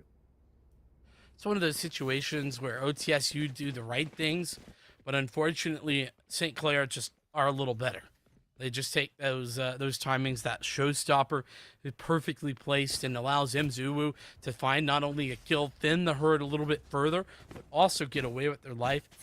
Lots of big moments there. St. Clair doing what they can. And I've loved their early aggression. I was talking about that in the last round. We talked about defensive aggression on Ascent. That's true here on Vine. Oh my God. How? NJCU. Oh, he had a haunt. He had a haunt. That was through smoke, Los. Beautiful display. However, one with equal force. But now you have a chance. It's Scrubby in market. Take it down one, and that's the spike fallen. But they won't get greedy. They'll back on up to create a bit of mystery. Unsure of where this chamber will be lying, but that cabbage is gonna tell the tale. Yeah, they know now. It's always the vegetables. We give up the goat. That's why I don't eat them. I was waiting. Oh, nicely done for tapping to deny the plant. I mean, you know, casual commitment there of the orbital strike, but I think well worth it to tie up this game 4-4. OTSU, they've already decided to pull out the tour de force. Look at that. It's already done. An interesting moment here, again on the bye. OTSU deciding to take a bit of a aggressive maneuver by going for this purchase. You know, yeah, you have to. You have to make that commitment because they're starting to lose their edge. These last couple of rounds for OTSU haven't been in their favor. They need to do something different, maybe something rash, a decision that will find success. But honestly, I'm not sure what's happening in these upcoming moments. Scotty Flyboy getting quite aggressive, but no one there to meet them inside of U-Haul, especially when they have a Marshall in hand. You got to be very careful. A perfectly placed Molly, a followed-up guiding light to work in a great match. But what is the maneuver? There's nothing to take advantage of that. The Nightfall is going to give the information. The decay as well is so annoying when you're dealing with paint shells. To remain, the tour de force still alive, but now that's the only thing alive. It's forward tapping just swings with an ego the size of California as he just swings out, takes the gunfight. He doesn't care about your op, doesn't care about your tour de force. Headshots, baby, that's what he does. Oh my God, that is just a pure flex. That is a pure flex. And you gotta type in all chat nice up the following round just to make that insult to injury. But a beautiful streak that we're seeing here from St. Clair's, an exact opposite from OTSU, a 4-on-4. But that was a bit of a commitment. OTSU now, they do have some money to work with, and that is an op that will have some serious advantage and serious impact going forward.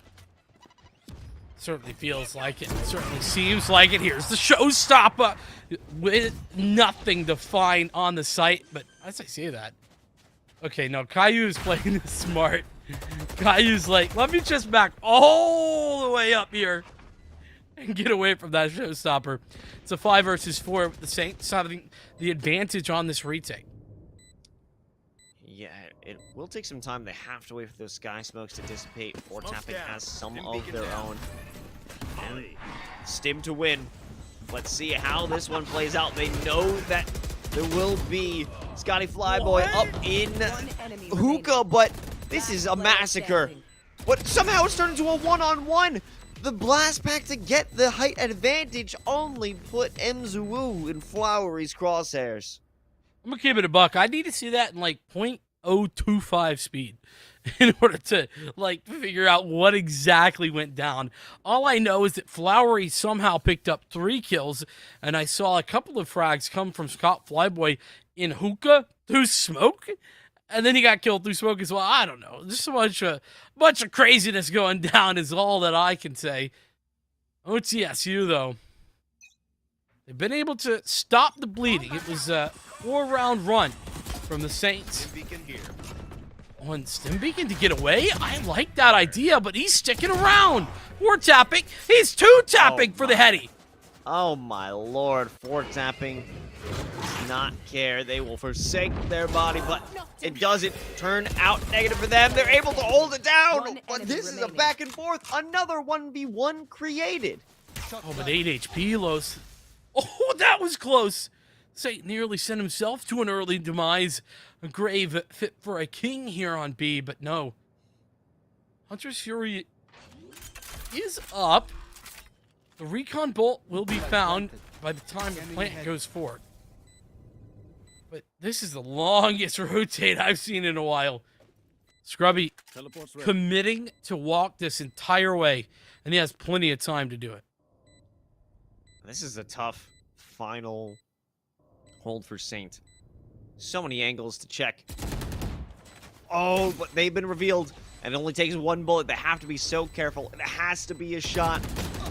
And they're expecting it. No! Scrubby with a quick flick to the left as they land the final blow and earn a 6th. We may be looking at another 6-6 half here, Vincent. Yeah, but remember how that ended for OTSU before? That was unfortunately devastating for them in the second half. Potential for that to continue here. St. Clair's map pick. Their offense has been where they have made the most success, but we got one more round here for the St. Clair defense, and OTSU looking to tie it back up and push that 6-6 once again. Does feel, though, that this purchase, you could call this the pots and pans. Quasi-buy of all quasi-buys. They got one of everything. Oh, the showstopper! It threads the needle! A little bit of their legs! Onto Nurture, maybe. Wow. A great escape from that orbital strike. Flowery. I realize. What? What did he just do? Throw the stim beacon at him? Have this! Go fast! Go fast, going nowhere. And in these moments, it's 2-on-3. Looking for a sandwich. Tapping able to drop 1. But it's still a disadvantage. Will they expect the play coming from long, though? That'll be interesting to see what angles they're holding. The other thing that's interesting is the Haunt is prepared. Trailblazer being waited out there by Caillou. Nicely done. When do you pull this Haunt out? There's no right way to do it. Maybe it's just no nade zone. Who knows? Oh, no angles. Oh, a great shot. But they're expecting another CT. It's not going to work out.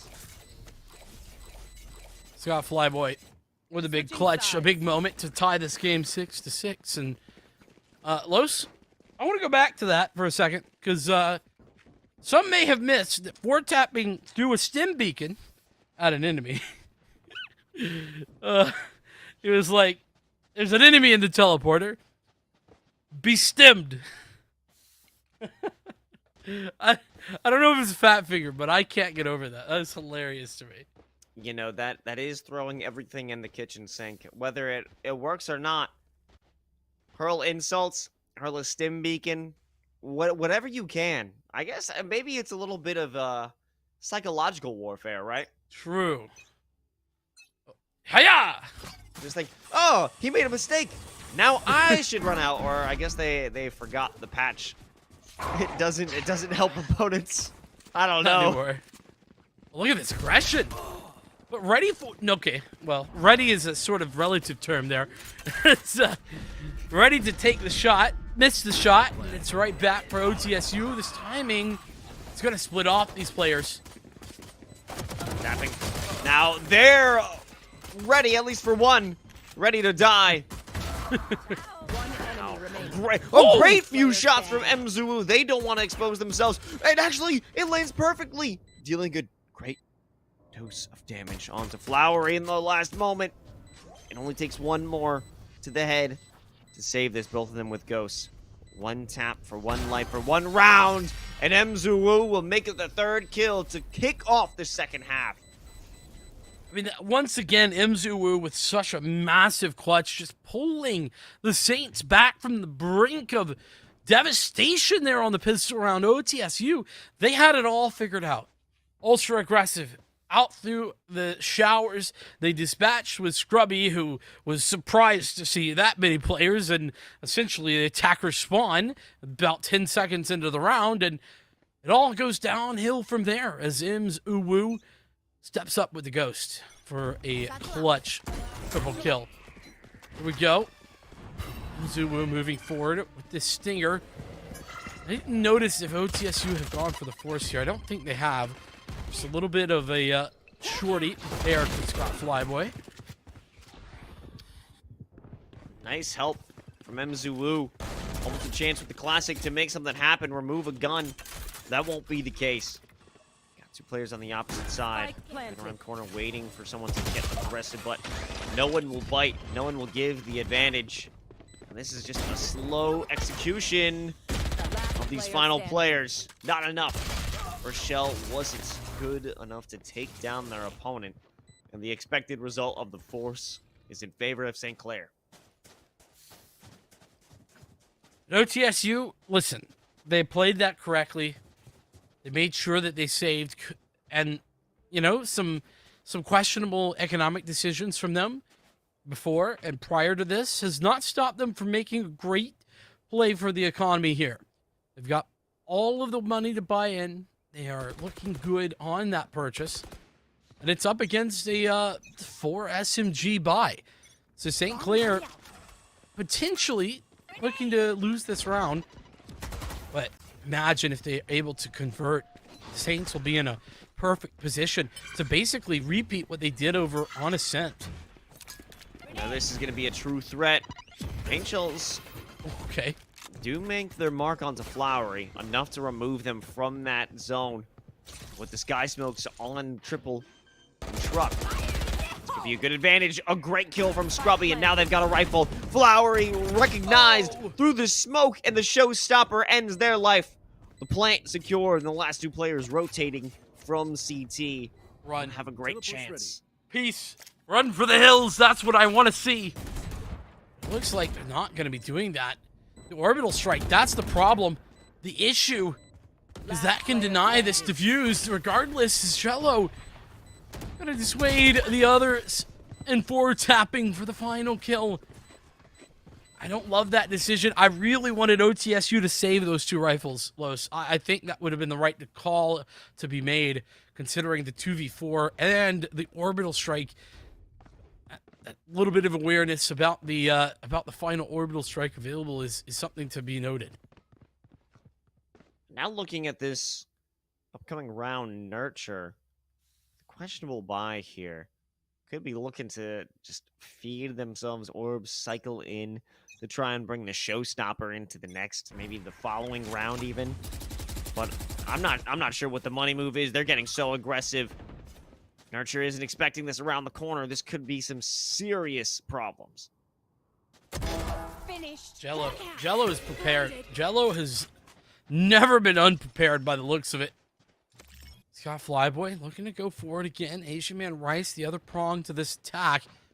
And, well, okay. To be fair, OTSU have literally pushed all the things, so the only place they haven't aggressed is through showers, and that's where the push is continuing. But Jello farming up some frags. 3 of them, in fact. Los, I mean, this is just another one of those rounds. Well, is this one of those rounds where take a rifle and save it? Because I like that. But you've already committed the orbital strike there if you're Flowery, and I just don't know why. seems that they're kicking and screaming, looking for anything to give themselves an advantage, but not to be found. I mean, Flowery, you know, respectable shots coming from them, but it won't be enough. Losing out on that utility, that advantage, it didn't seem to be necessary. Yeah, I like this timeout. Good timing from Forbidden on the OTSU coaching side, but you know, Los, I'm sitting here thinking, okay, what can OTSU do? Because they actually have been doing a great job at taking aggressive maneuvers everywhere on the map, but they're getting punished for it, and or they're not doing it on gun rounds, and so it kind of leads me to believe that there's maybe a problem here where St. Clair are starting to expect that, and they're just holding back and waiting for the aggression, and then they're working to play against that. Yeah, now that you mentioned it's not on gun rounds, that becomes a much easier problem to deal with, where if you wait back, you have to push into them for this aggressive play from OTSU to work. You need to walk into their SMGs. You need to walk into their close-range pistols. So if that is read, you realize, okay, they don't have a lot of money. Wait. That's the entire OTSU save round playbook. Well, and you know, adding on to that, it's definitely a situation where St. Clair have definitely taken notice of that, right? And you know, this term doesn't usually apply to a game like Valorant, but they're sort of playing like a bit of a death ball. They're just creeping up, playing together, and just making sure their guns are out.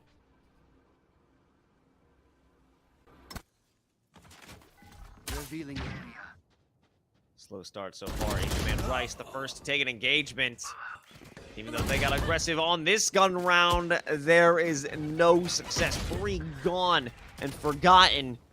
But at least there are signs of life and signs of death dealing from OTSU. 1 kill in shower, but that's it. OTSU looking to deny the plant. Oh no, just barely off the mark is Nurture. Saint will at least find one. He's been a real brilliant player for them this game, but unfortunately, his step up has been a step down in some of the others' performances, and Scrubby is prepared. A team ace coming through for the Saints as St. Clair push them to 11. Yeah, a perfect read. And an unfortunate scenario for Nurture, unable to finish off that kill. Reducing that spike plant might have given some more time for the rest of their team. And in a moment like that, they need more time. They need to have that ability to recoup. Because as it stands, it's looking to be a repeat of Ascent. Not a single win on the defensive half for OTSU. I wasn't going to mention it just yet, but yeah. It certainly is looking to be a mirror image of our Ascent matchup. Of course, that can change here and now, Los. You know, we hold back the judgments for the end of the game, and we'll see. With 3 ultimates in hand and the Saints walking in towards B, it seems to me that they've got the read.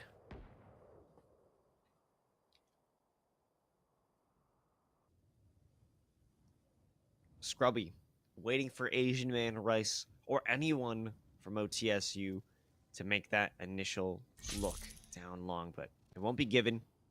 A lot more patience, restraint being demonstrated by OTSU. Once we have this utility activated, I'm wondering how long it'll be until a call is made. No, instantaneously the rotation is enacted. Face your fear! Rendezvous to get out of that Nightfall. The Hunter's Fury on the other side to hold back the onslaught, but that's not going to be enough. The Seekers as well to confirm that nobody's home here. The Seekers go back the other way, and a bit of a team kill, because that's a bit weird. The forward tapping, throwing out the orbital strike to thin the herd as OTSU left the Saint alone. A plethora of ultimates thrown in, and they've all worked in the favor of the Saints somehow. Saint. One shot maybe is all they could take, and it is on to Caillou. But the crossfire was just too great. The positioning Match point. too dug in. And now we've landed onto map and series point. St. Clair's University, they've got the advantage in weapons. They've got the advantage if they decide to have some ultimates cycled in. Sure, they've got a showstopper for OTSU. But other than that, they've got plenty of rounds to play with, even if this isn't the one. Yeah, that's the real kicker here. Is there's 6 match points, 6 series points. St. Clair have just find one. All they need, showstopper. Here we go. Should confirm a kill, but it's instant traded. Great spacing there from the Saints. That's something they've been doing very well. I mentioned sort of that death ball, and you know it's definitely part of it. Their spacing, but they've just consistently been able to find the trades in these situations. And you know, last round's a good example. Sure, a bit of a cacophony of errors for OTSU helped them out, but the Saints were always prepared to take one frag and make it into another. It's the building of tension, the building of kills, and the building of an attack up toward B long. Got Asian Man Rice. There is support, but mostly they're looking for a kill and an escape. That rendezvous finds success. No, it's only good enough for the escape, and it leaves Saint alone, unable to provide and protect themselves. And now a guaranteed site and spike plant on B. Spike planted. 4v3 as well. The Saints potentially winning it here and now. The showstopper trying to be denied by Scott Flyboy, but it's not gonna work. Him, Uwu, man who struggled, Asian Man Rice, all game Player long. standing. Is left alone, 1-on-4, snuck his way in, a bulldog in hand, but it's not going to be. 13-6 in back-to-back maps for the St. Clair Saints varsity team. They dispatch Ontario Tech. Not quite a nail-biting finish, as we saw back on Ascent with an amazing clutch from Fort Tapping, but Fort Tapping has been a force on Bind, definitely stepping up and topping the charts.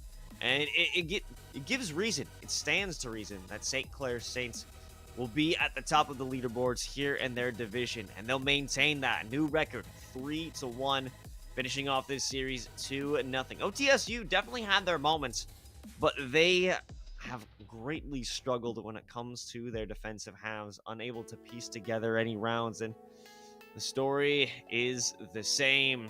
OTSU, not undefeated, undefeating on the defense. Yeah, I mean, it's just a little bit unfortunate to see that. I mean, to not win any rounds on your defensive half on 2 back-to-back maps is clearly a bit of an opening in their game. And on a map like Ascent, that is one of, if not their best map, they played it in the series that we saw in another collegiate league, and well, we saw it as their pick here tonight, and they still weren't able to make any heads or tails of the defensive side. That's a problem. All that being said, Los, I gotta give props where it's due, because Fort Tapping, you just mentioned, I mean, outrageously good plays over the course of this series, but it's Ims Uwu who is a consistent factor. No, without a doubt, you have to give it up for Mzuwu, as they've demonstrated strength back on Ascent. Here on Bind, still one of the top 2, only 2 kills away, respectively. Fort Tapping and Mzuwu, 23 and 21. They were neck and neck. So Mzuwu constantly topping the charts. Got to be the MVP of this series. Rightfully so. The entire team put in the work, but this player individually stood out among the rest. Absolutely did. But with that being said, Los, unfortunately, it's just about that time for us to have to say goodbye, because, well, we've been done with our matches tonight. We had a whole lot of fun. I think we still got a match going on over on the A stream, so make sure to tune in over there. But on our behalf, Los, it's been a pleasure once again casting with you as always. Make sure you come back for more action on the esports side in ECC. We got stuff going on all week long, and VALORANT here on Mondays. We'll see you next time at the NECC.